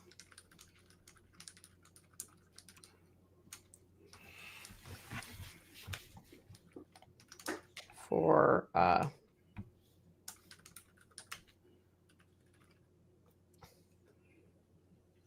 you think it'll work without more context? I'm getting the context right here. File-based app host came out like last week. Yeah. This thing has no idea what to do.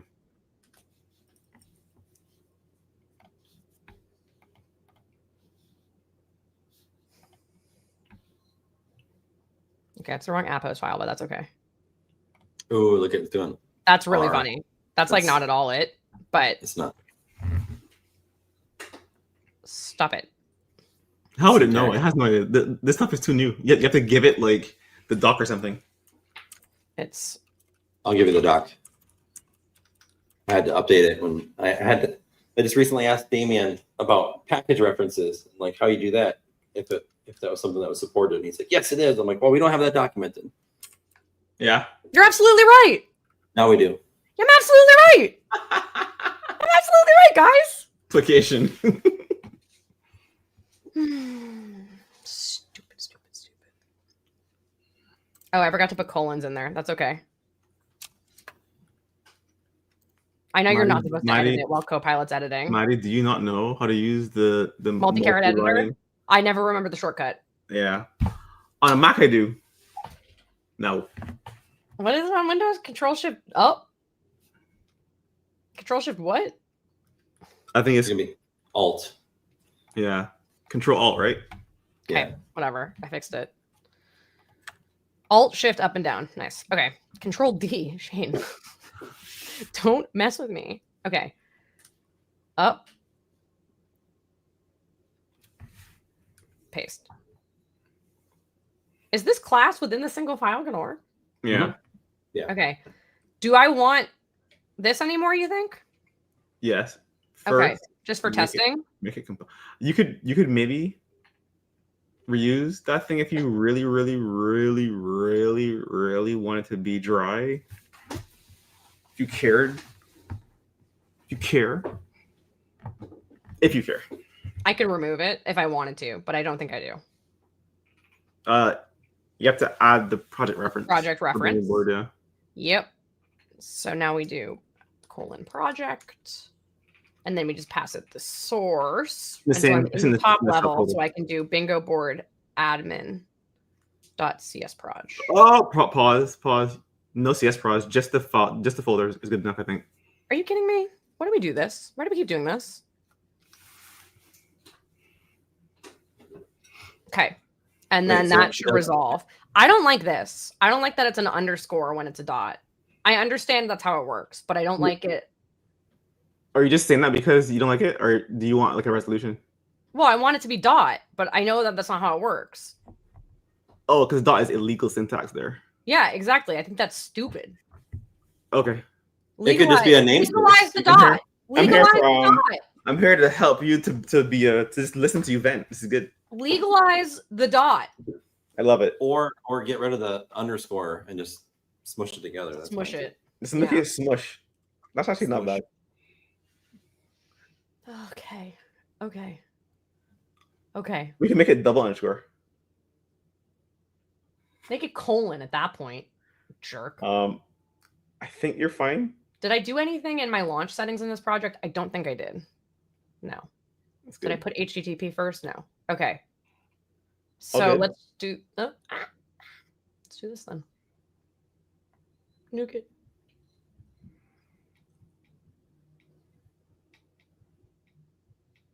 Did it? Hello? It's Windows taking forever to delete. Oh, it's asking for admin permission is why. Oh, there you go. Why? It's a folder. It's irreversible. I mean, okay, it looks like it's gone. Is it gone? Okay. No, watch this fire. Oh, and then I need to go in here. Hold on. Before you fix it, let's see what happens. Oh, if it can't find the app host? Good question. I think it does something. It finds it and then updates your. Oh, it just overwrote it. Okay.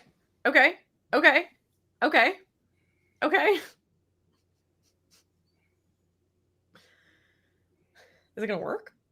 Wait for it, bro. Nice. So is that the new naming convention that we're going to be using, like the lowercase app, like I don't know. more like JavaScript looking? That's what I'm the pads. Hold on, the pads are all wrong, but I can fix that very easily. Yeah,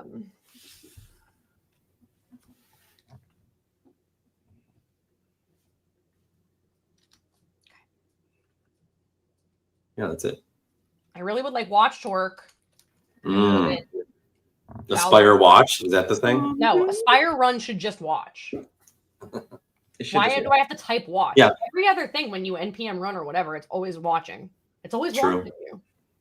Creepy. Okay, unresolved parameters, admin password. So I'm going to make a new password that nobody can see because it's private. It's not the Mamma Mia. No, it's not going to be Mamma Mia. It's totally going to be Mamma Mia again. You're just going to use like a 1 for the I or something. I'm going to save it to user secrets. This actually might not work because of the RC. We'll see if it actually fixes it this time. Okay.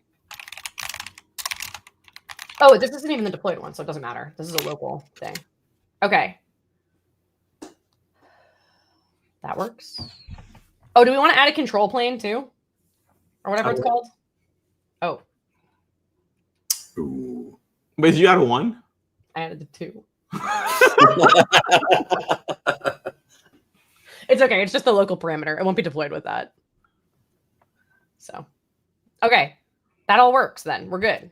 Single file just like works. So that's cool. Yeah. So it doesn't do the service defaults. Although one day it could. But right now you can't reference another single file from another file-based app from a file-based app. That's not something we have. Yeah. So you can't do like import file. Wait, why would you want service defaults in app host anyways? You wouldn't. You would just want one file from a separate app. Extensions.cs or API.cs or whatever. So you can't do that yet, which is kind of annoying, but it's okay. Now the squares. Service defaults has a bunch of things you need, like references. Yeah. Oh, this is empty. I don't need this. What is this doing? I thought that was where the squares were set. Admin has. Is it in dev root? No. Where are the squares set? What are you breaking then? I'm looking for where we set the actual list of squares. Did you delete something before you knew if you needed it or not? Uh-huh. I did. Yep. That was about right. Models? No. Is there bingo squares models? Oh yeah, it was totally in the squares thing you deleted. There's a data folder there. Oh, that's funny. Hold on. Undo. Okay. Wait, no, it's empty though. So I'm looking at your commit history on GitHub, and it's really funny because it says revert at insight. So, yeah. I did revert at one point. Only regrets. Yeah. Is it in bingo service? Yeah, it's in bingo service. Tommaso, why'd you do that? That's terrible. But that's okay. Now I can delete this folder. Okay, single file works. What's the control plane? The back plane? The back plane. That's here. In the admin. So I think to just to verify that this is broken, you can do is it scale app configuration scale? Hold on, let me find it. Ingress? Your scale? No, registries, secret service type, settings, Dapper, revisions mode. Is it not under configuration? Could be. I don't know offhand. So I will find the docs or a sample. Extended location.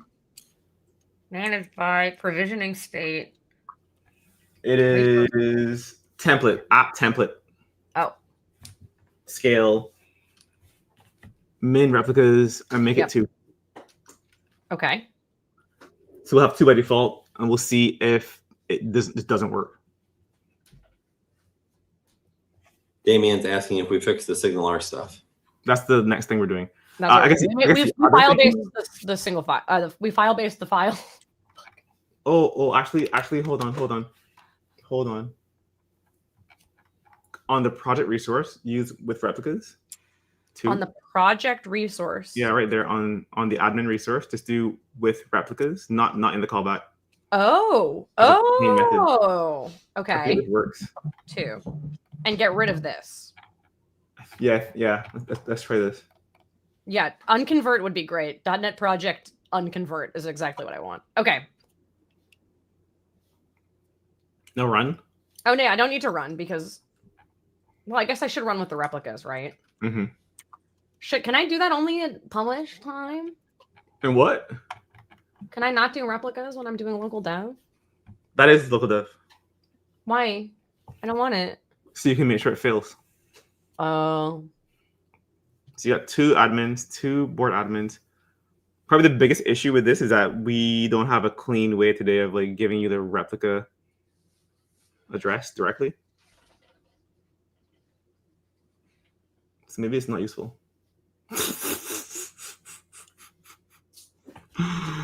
So like, yeah, so but they're the same address. So like, what do you mean that's a different replica? What you really want? So there's 2 addresses. There's the public address and the internal address. Okay. Click on replica itself, and it should have another. It should have an internal. Does it not? Does it have it? Does it have it? Maybe it isn't exposed anywhere. Then what's the point? Yeah, I don't think we can use this at the moment. If you look at the logs for those apps, they should be listening on different ports. Yeah. That's why I run side by side. Yeah, but it's not. We need more APIs. There. So look at the logs, not this part. the log should scroll to the top. It should be like random ports. The very top, the super top, the top, really? the top. Actually, lower. Yeah. Well, okay. Past the Redis. Lower. There. Yeah. Listing on 63940. What you really want, we don't have an API for this, but what you really want is to be able to get a specific replica. So we can have clients on each one. Then you can verify that, like when you send stuff back to the client, it does the right broadcasting. This is kind of half baked though, so I guess we can't test it properly yet, unless. No, that's too crazy. Well, I found in the hub where the admin requests are getting sent to others. Oh, did you? What line? Yeah. Line 261 of the hub. Okay, let's fix that. So I don't know. It says clients, others. And that's. Is this? Oh, this is going to be different code then. This is not what you have checked in. I'm looking at what's checked in. Oh, look at deploy. Okay. Branch. Got it. All right. No, there's a deploy old also branch. That's.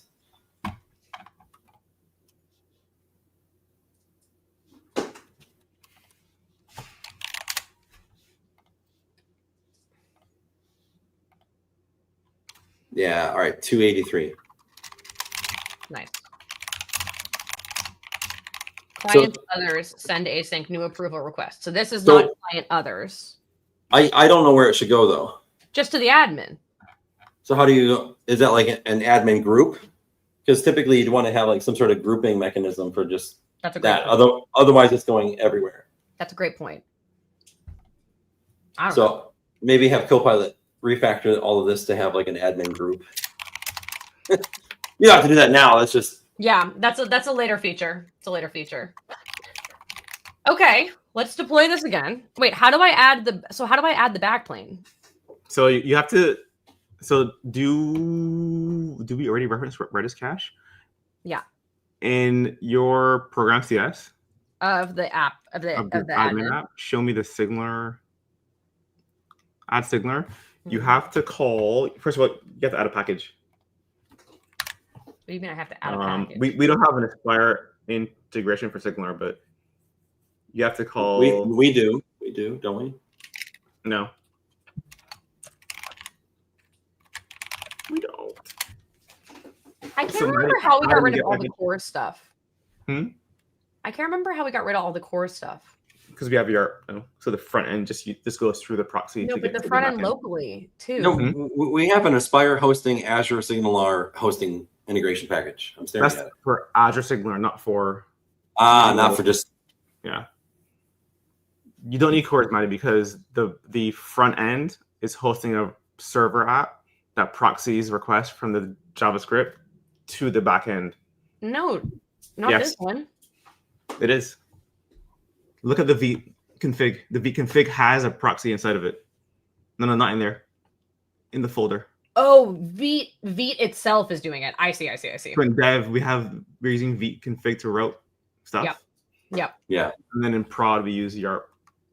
Right. Okay, that's how we got rid of that. Good. Delete the code. So you have to add Microsoft, ASP.NET Core, Signaler, Stack Exchange, Redis. What? Microsoft at ASP.NET Core Signaler Stack Exchange. I really hate this UI, by the way. Me too. Can't even search this. Well, it should have like partial. No, I like this. I think this is better. This is 9.09. Okay. And then call add Stack Exchange Redis. Oh, filter on the builder. Hold on. Why do we restore fill? It just does that. Don't overthink it. It's right there. Okay. On the builder. You can tell us. I get the same experience for what it's worth. Not on a builder. On add signaler. Oh. So like chain it. Yeah. And Stack Exchange for this. And your arch nemesis. I guess there's two ways to do this. You can pass in the connection string directly. That's one way of doing it. Why can't I just use ours? You can say configuration.get connection string and then the name of the resource. You can do builder.configuration.get connection string cache. Yeah, that works. That is one way of doing it. This will work in some cases. It won't work in all cases. But yeah, it works here. Hold on. What's the issue with this? Null check. It might be null. Yeah. Just put a bang at the end of it. At the end. Yeah, it's called shut up. That is the shut up operators. Be quiet. Bang. Okay, so Redis implicit operator string. It's preferable to use a pattern mode or use a little pattern method. So can I just get rid of this, or does it? Yeah. Yeah. That was AI stuff helping you. Yeah. Helping in air quotes. Yeah. Perfect. Okay, so can I get rid of the? No, I still need to do the regular Redis stuff, right? Yeah. Okay. That's separate. So you have a cache note, and you have a using the backplane, and you're caching as well with the same Redis instance. So you're just reusing that Redis resource for multiple SignalR now. Yeah. Yeah. You're totally right. I'll remove the unnecessary line. Yes. Okay. Should I run this locally to try it? I think you should definitely close that little notification. Oh, yeah. I'm literally blind to them because they just drive me so nuts. Okay, sorry. So I run it? Yeah. Make sure it works again. Yeah. Oh, why did it create another settings file? That's not good. Wait, what? It did? Or it just updated it? I don't know. Hold on. Simone Fowler. Oh, Simone's calling. Yeah, it does say created. Not exist at Aspire app host. It totally does. Oh, it's because it's doing this. Well, maybe it isn't. Whatever. Does it have to be a backslash because I'm on Windows? No. No. It's okay. It's okay, Maddie. It's okay. I'm gonna be okay. All of this goes away. Open that. Open that. Oh. We broke it. Failed to request existing bingo set. New board. No. No connection with that ID. Looks broken to me. WebSocket connection to Bingo Hub ID failed. So what's the first thing you do? Cry. Logs. Oh. Look at the dashboard. Yeah. Dashboard. Oh, that's a good idea. What's troubling is there's no errors. Yeah. I would have expected some red. By design. Hey, go to all, Maddie. There's no new feature. Listening. Added client. Client.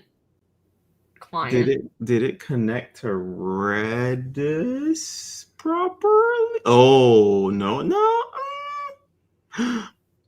No, that's not useful. No, I know. Anything useful. Okay, so this is the one that hit the cache. Do you have Redis Insights? No. I guess I could. No, but hold on. Is it failing to connect? Is that the issue? Oh, it worked that time. That's not good. No, it's good. Is it a race condition? Refresh again. Again. Pretty sure this is because we have two replicas and sometimes it'll connect to one over different requests. That's fine though. But why did it fail the first time? I probably because negotiate went to one replica and then it hit the other one on connect. Isn't that the whole point of the right? To not do that. So locally we don't have any control because locally we don't expose. Okay. So then I'm gonna do this. So like sticky sessions doesn't apply locally, is what you're saying, right? You could just delete this, Maddie, completely. Just delete it. Why? And then do I can't recall if we use that replica thing in deployment. Do we? Can I do 0? Do we? Maybe we do. I'm checking. With replicas. I don't think we use that. Here's how many replicas of the project. The app hosts multiple by default. As you use the reverse proxy, will load balance traffic between the replicas. We do use it. Okay, it's fine. We do use it? Yeah, we do use it to set the container app min replica, so it's fine. That works. So if I want to just only do one at run mode, I'll just do that. Yeah, that's fine. Or should I do not as publish mode? No, that's fine. That's fine. Okay, I'm gonna run it one more time. Build failed. Woo! Downgrades. But what did it say? The app was possibly what? Wait, so hold on. So you mean the error that was there was right? Maybe? Your restore failed? That's good. Extensions, configuration, abstractions to 904. So, okay. So I see what's happening. So this is pulling in the wrong one. And so now do I have outdated?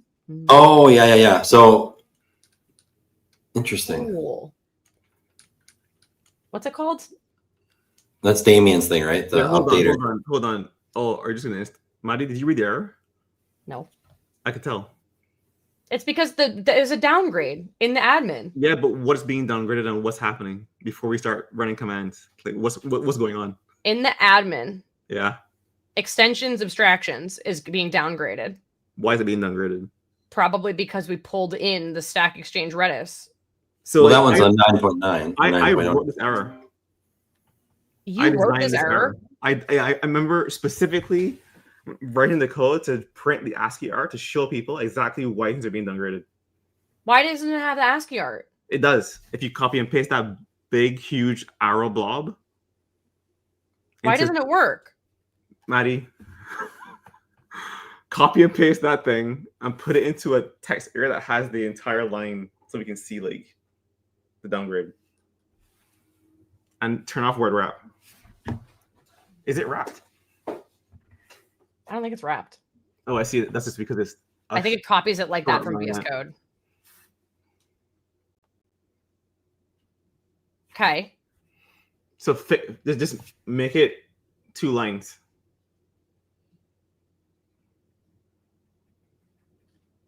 Because I think everyone wants to have this experience when they're trying to read logs.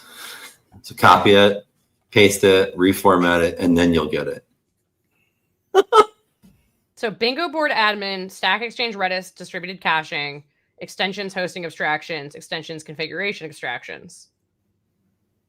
So 9.5 needs 9.09. Okay. Hold on. So just do me a solid and make it 2 lines to show the dependencies like all in one go, so we don't have to with our minds unwrap the lines. Like delete this? No, like on I can't see like numbers. I can't give you like references on like 909, that line, the line that has that, like make that the previous line. Just delete so that. Backspace. Yep, backspace there. I think word wrap is on. How do I turn it off on this? View. Thank you.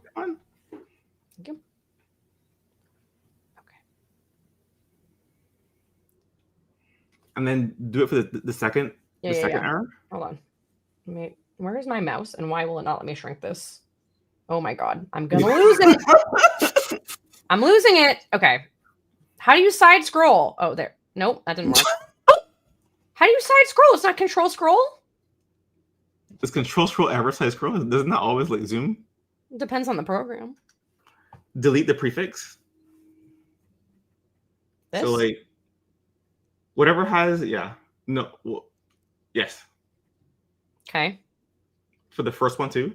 So I'm just really glad that I know that I can blame you for this absolute monstrosity of an error message. So they should be on new lines if that's like the intent for readability. Hold on. So this shift scroll didn't work either. To make sure everyone understands Alt scroll didn't why work. this is important. Control shift scroll? Nope. Okay. Yeah. So. Okay. What? What am I looking at here? I'm just trying to make sure we're reading it. So go to the very left. So we're looking at the graph of dependencies, right? So service defaults has an Needs old to be version updated. of resilience, which is referencing diagnostics, which pulls in options, configuration, which pulls in abstractions from 904. 904. Scroll back. I actually don't know why it's being downgraded. Yeah, why is it being downgraded?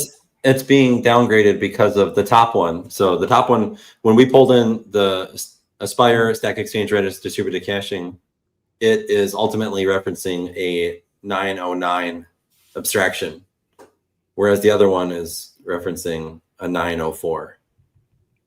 No, that like NuGet should know. It says greater than or equal to though. So like. So dungers are super interesting because dungers only happen for direct dependencies, not for indirect dependencies. So if you open service defaults, yeah, I'm trying to figure out what it's complaining about.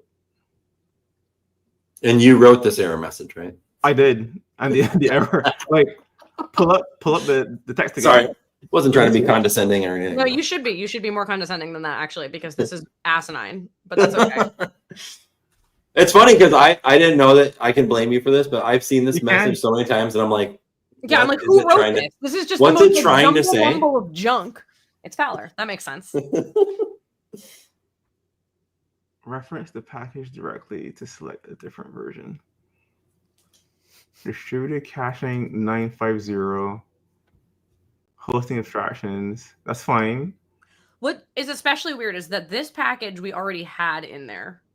The package we pulled in was the Signal R package. Right, which is totally different. So I don't know why this is now having an issue. Pull up the references in the admin.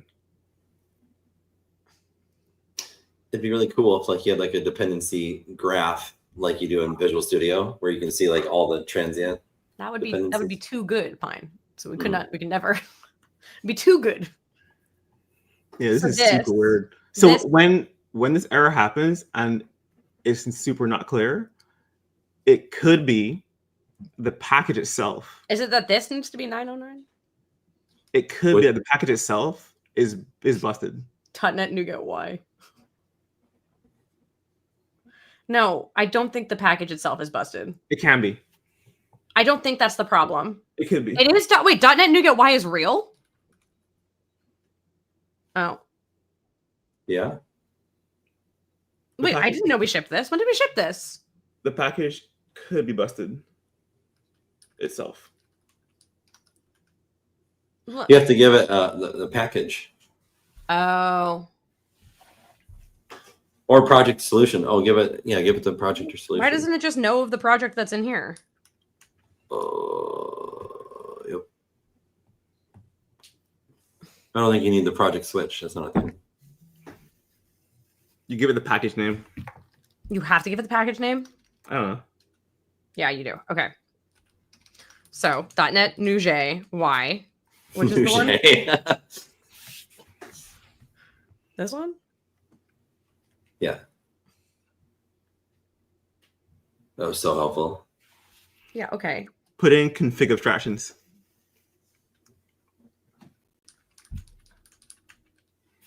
From the service vaults, this one? From the error message.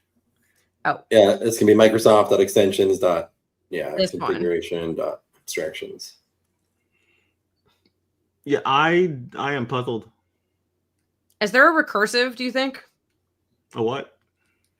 Because this doesn't have a project file, so it's not going to work. You have to be in that same project you were in before. I want to know if they have a recursive. They don't. What would recursive even do? Check all the projects. It said something about solution, I thought, before, no? I don't have a solution file. What is this, 2024?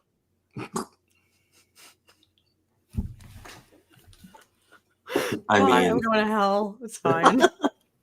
Okay. Oh, this is pretty. That's a lot better. That's what it should print. Yeah, Fowler. It should print something like that, and then say between these two trees, here's like a red line. Like okay, wait, that's not why bad. are there so many of these? Okay. Stack Exchange, Redis, extensions 909. Aspire pulls in the latest extensions hosting abstractions. What is this? I don't know how to read this. Well, it's not. You don't have enough space. Minimize your Explorer window. Really? Oh yeah. And then rerun it. Yeah. Oh, it's still not enough room. That's lame. Or maybe that's just the top level ones. Yeah. What are y'all hoping for? Magic? Yeah. Understanding, Fowler. Understanding. But you have to like spend time looking at to understand it, like not just like. No, I just don't even know what this is telling me. Like, so take the text file that has the super long list and try to figure out which trees are in here. hold on. I'm pretty sure the package is busted. So you're telling me that we have a stable package that's busted? We've done this before. And it only happens on certain TFMs. Are you kidding me? No. Which one was it? No, it still doesn't render it right. This can't be actually how this is supposed to look. I don't even know what you're expecting. I'm expecting this to be on this line. Yeah, that's what I thought too. Why does it not do I think that? it's trying to highlight the thing you asked for. I know, but it should be on the bottom line here. It shouldn't be on a new line. Like, the new line is what's making this look so stupid. I think it's trying to show you all the places that same thing is referenced across the entire tree in the same place. That's what I'm saying. But it's, but not rendering it right. If you indent it, then you'll be looking at it in like 10 different places across the entire. I think they put it top level because you asked for that one. Sure. I mean, I don't know. I didn't build this feature. It's my guess about what Chet? you're doing. Chet! What's the package that's concerning, you think? The one that has the 904 reference? Configuration instructions? No, it was a different one. Go back to the text file, the notepad. Go back to the notepad. This one? Yeah. So scroll to the far left, the first package on that line. Resilience. Okay, resilience. Well, can't you just update that? Oh, isn't that supposed to be 9.5? What? Or is that is that the latest package? I don't know. For the service defaults? Is this supposed to be 9.5? Mr. Fowler?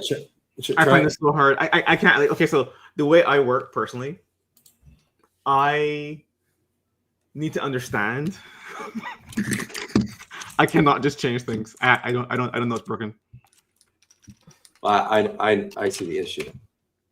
Like something needs. It's 9.9. That's the latest one. So the issue is that this package that is in here is very old. So it's relying on a 9.0.4 abstraction. So that's the issue. So update it. The 9.9 is the latest. But let me just temper, like, dependencies that are transitive can't downgrade other transitive dependencies.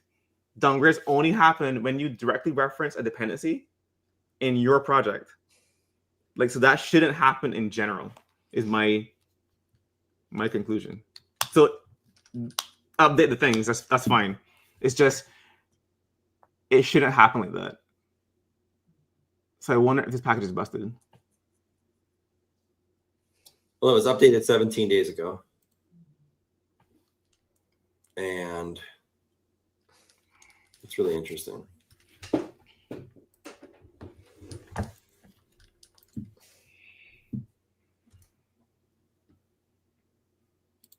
Okay. And the signal, our client. Didn't we?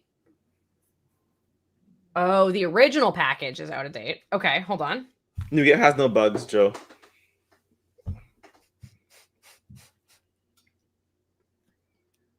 Okay. I've now updated everything. Is it still failing? No, I'm trying it right now. No, it'll work now.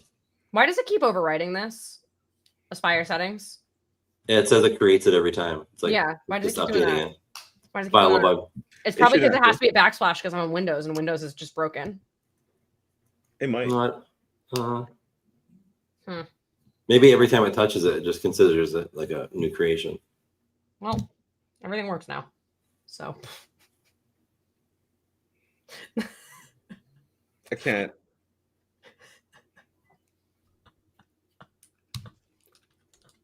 So let's put back the package for the sake of Fowler understanding. Most developers coding though, they just like get a thing working. They have no idea what happened, and they move on with their lives.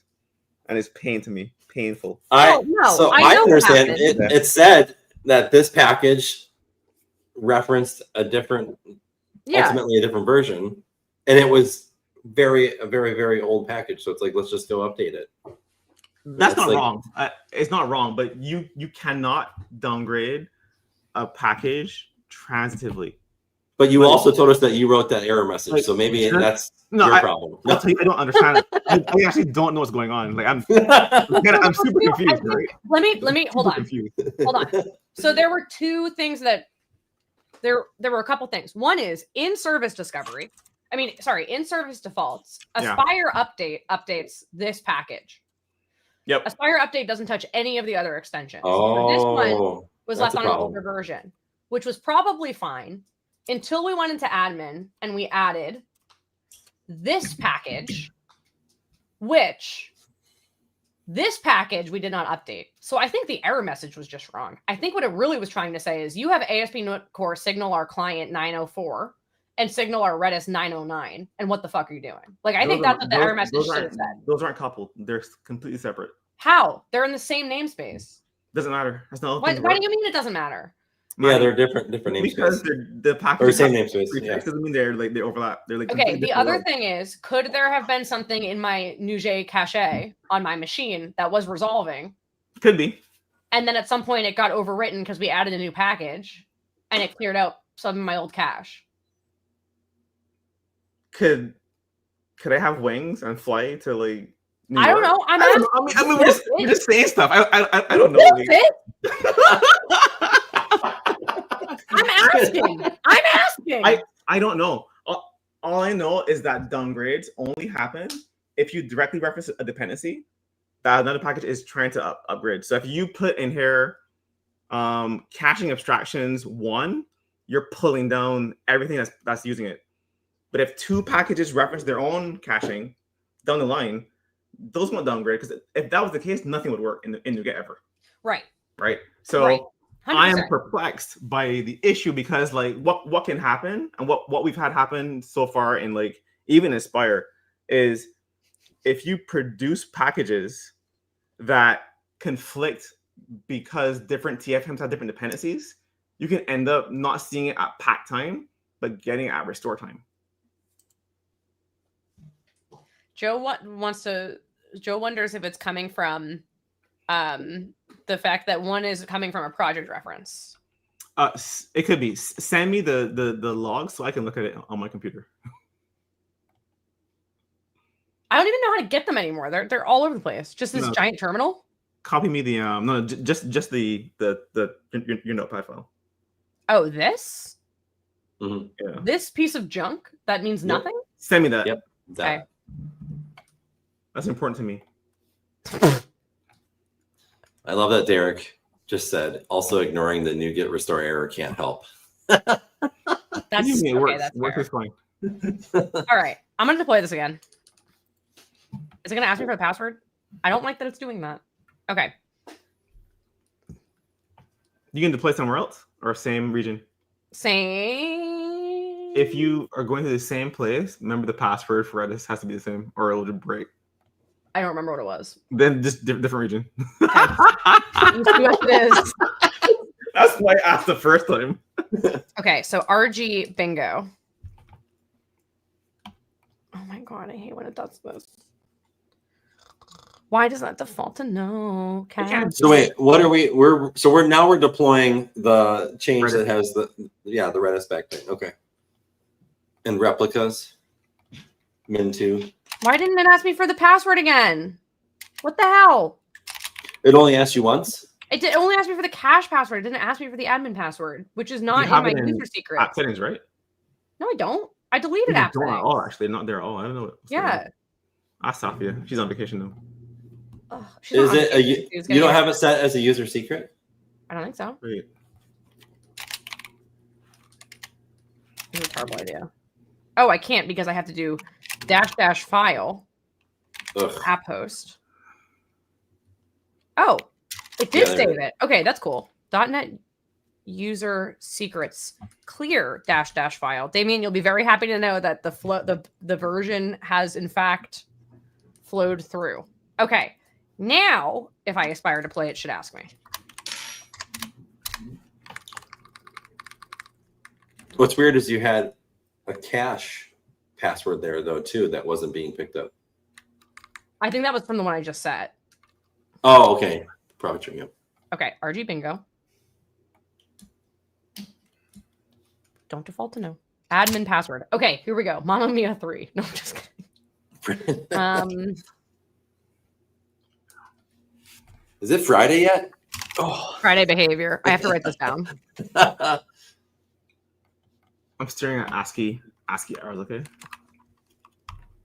Well, the stuff you had shared before, that was definitely not, like, the error message was not ASCII art. ASCII. Oh, yeah. What are you talking about? It's 100% ASCII art.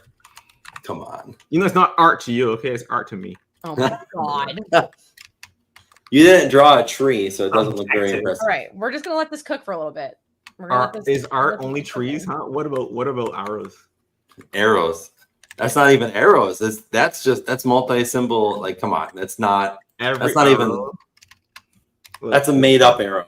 If you close your eyes and you picture indentation. Okay, I just went to look at my teams because I was like, "Well, I'll do all this." And Joe is teamsing me, Maddie. Just update the packages. It'll fix it. Guess who's right? Jose is always right. This is legit a bug. Uh-oh. Cannot modify because another operation is in progress. Bitch, what? Ooh, yeah, you started on a different terminal, didn't you? Stop it. Stop it. How do I make it?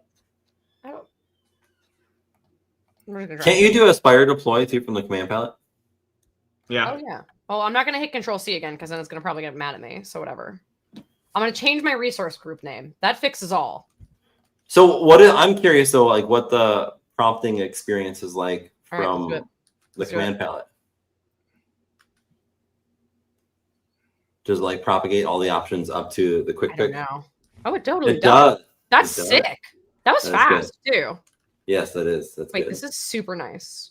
That's way better. Bingo deploy. I've changed the name. And you're not prompted for passwords. There are unresolved parameters that need to be set. Please provide values for them. Why? Oh, that doesn't mask it. That doesn't mask it. What? The password? Yeah, it didn't mask it. Oh no. That's okay. It didn't ask for freaking. It didn't ask for the admin password. It only asked for the cache password. And we can't have like those like native little pop-up things. That's really a bad experience. Well, That's not cool. We can definitely work that into the command palette flow. That's a super easy change. Yeah. I don't like that it didn't work. I need to mask the secret. Someone file that. Keycap for a file. Mask secret in Aspire deploy. Command palette. Okay. Sean said, can we get the animated bar updated to have ASCII art of Fowler carrying a box from one side to the other? Yes. What? Yes, we can. Yes, we can.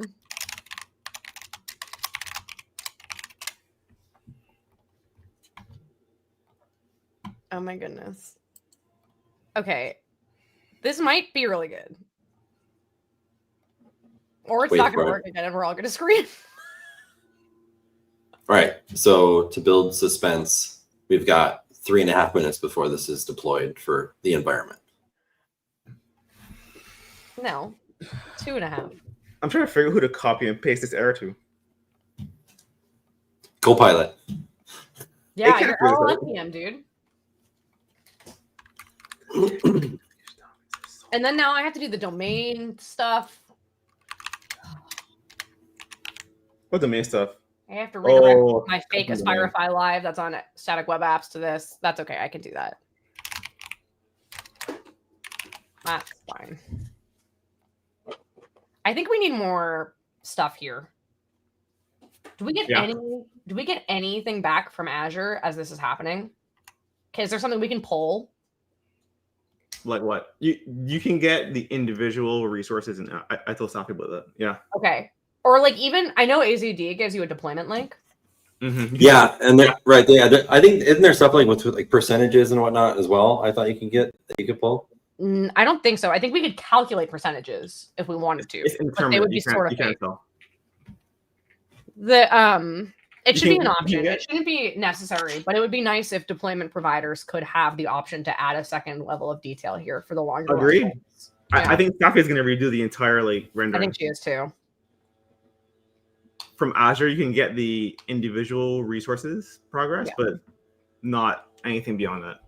And imagine instead of like that little back and forth like ping pong thing, having like a cloud just go back and forth. That'd be cool. That's pretty cute. I like that. Well, you can get them. They're all just JS. They're like fiddles, is all they are. So you can do like pretty much anything. Or like having like a cloud, like have like a machine over here and like a cloud over here, and then have like packages being just sent across the wire. This actually isn't one for one, but these are all most of the spinners that exist in what is the word I just am looking for? Spectre. So we use this one, bouncing bar. You can do bouncing ball. Yeah. But that's just like, this is the code for it. So, someone asked in the chat, I didn't try the deployment. Does that create the ACR? Yes, as part of the environment, as part of the container apps environment. So the last deployment, not this one. Was it here? No. Was it? Oh, we're back on. We're building images. We're building images. The last deployment. Let me pull in my Azure portal.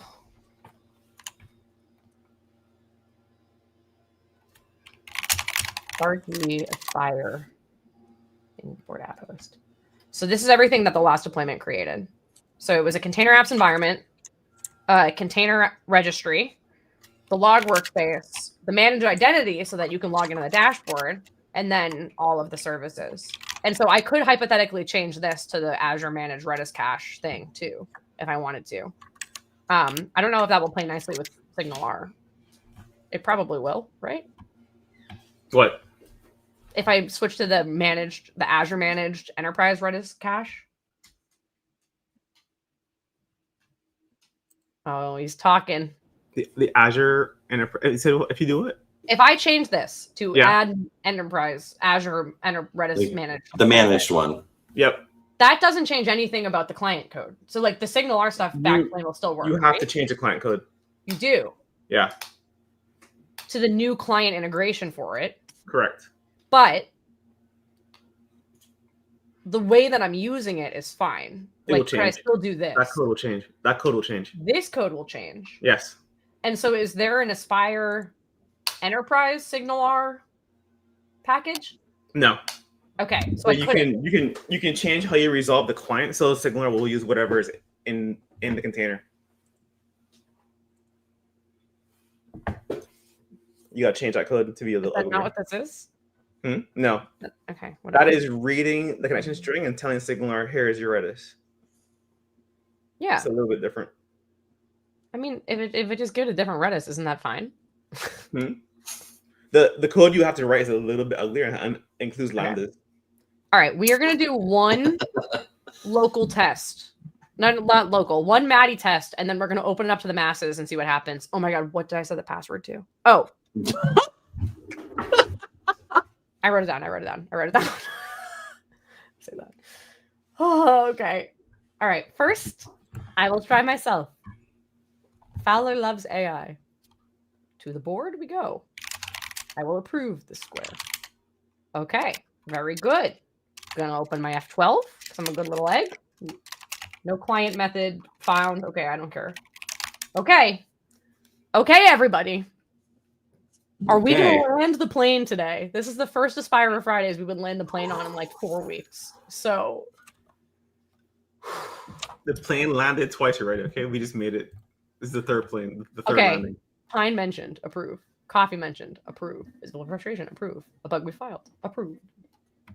Maddy eats a snack, approved. Maddy swears. They're working. They're turning from yellow to. Okay, if you check one that's already been checked, does it work? Like if I do like a new board, you're saying? Yeah, like if you get a new board and then you check like Fowler loves AI or something. Yep. Okay, Fowler, now you do it. Yeah, now Fowler, you do it. Where's the link? It's in the chat. Are you paying attention? So annoying. I got like 15 minutes open. YouTube? Yeah. Deny. Right oh, you can do a request. Demo gods mentioned. I guess I shouldn't deny that. I don't want to deny anybody. And I click on what? Any of them that are approved. Doesn't work. What do you mean? What did you click? What did you Broken. click? Which? Share your screen. Share your screen. Fowler loves AI. Hold on. Screen Coffee share. mentioned. Visible frustration. Someone requested to uncheck Maddy eating a snack live. This one? You totally ate a snack live. Oh, I know. I want another one. Let's see. Oh. Zoom in. This looks terrible. Yeah, this does look terrible. Fowler Hurts AI should just work, though. Oh, that won't work. Oh, that worked. So why didn't Fowler Hurt AI work? Because someone has a bug in the state code. Yeah, it's that worked. That worked. That worked. Okay, do accidentally kills live share? Oh. So yeah, click on accidentally kills live share. Okay, that worked. Oh, that worked. Oh. I think this thing is just buggy. Like the okay. code. Yeah. The that's app fine by me. is working. Aspire is working. Aspire is working for sure. So if I do this, like what is one that's on here that you have? AV stream issues. Will that check it for you? It did. Nice. That's cool. That's really cool. Okay, this is super cool. I mean, well, next week we have admin bingo. Yeah. Okay. All right. Recap. Attempts to recap. Let me pull this down. What did we shipped 9.5 last We night. swore. Maddy swore. Just a couple times. We used the new Aspire extension. We used Aspire update in the command line, which was very cool to update our packages. Ooh, we wrote a new extension for publishing the YARP. That was cool. We did that today. That was 2 hours ago. Pretty fast too. It was super easy. Yeah. Oh, God. I am gonna have to put that issue up. We Aspire deployed to a container app environment on Azure on ACA. We didn't show the Docker Compose one, but we could have if we wanted to, if we didn't want to do Azure. It worked, and then we were like, "Why is this buggy?" So we said we'll add a backplane with SignalR in the admin portal. We also converted it to a single file app host using .NET 10's file-based apps feature. Woo! I set We showed the extension, 2, and then I fixed it, so it's not Mamma Mia 2, just for the record, and it's not Mamma Mia 3 either. Don't worry. We showed the extension. We found some bugs, as we do. NuGet bug. Oh yeah, we fought with NuGet. I already blocked that out of my memory completely. No, it's still there, man. It's like frontal lobe for me. Oh, great question in the chat. What's the correct way to install Aspire CLI? So if you want to get started with Aspire, go to www.aspiretv.com. a Jet 2 holiday. Go. Want me to put the link in chat here? Yeah. Is it Aspire install? Do we have a short for it? I don't think we do. I can't even post it. That's lame. All right, go look in the studio chat. I pasted the link. No, I don't want that. I want a short one. You want a short one? I don't know. I'm not one of the cool kids.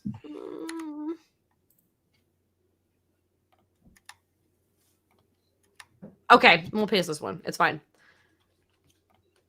Go to this horrible URL or use your search engine of choice to Google Aspire CLI install. There is the .NET tool command. There's also the native AOT version, which you can get on curl and PowerShell. And then soon in the future, it will be on Brew and Winget and apt. And then people are now asking for more package managers, and I'm going to have to start saying no. But Brew and Winget for sure, and apt. So go nuts. I have to take down my 5. Use 9.5. Use the extension. Let us know what you think. Join the Discord, especially if you want to make fun of me or my typing skills. I think that's very allowed. And then feel free to submit a request to be on a future AspiriFridays. Do it. So yeah. Okay, successful. Good job, y'all. And Maddy, like dramatic improvement in just like live coding with me talking to you. I mean, it's like I'm the worst pair programmer. So you are, and I think that this is one of my best skills is handling Fowler as a handler. So, and Pine is very good at explaining things, and so that helps. So, thank you, Davids, for all of your support, your love and support. Anyways, all right, happy Aspire Friday. We'll see you guys in Discord, and see you next time. Bye. Bye.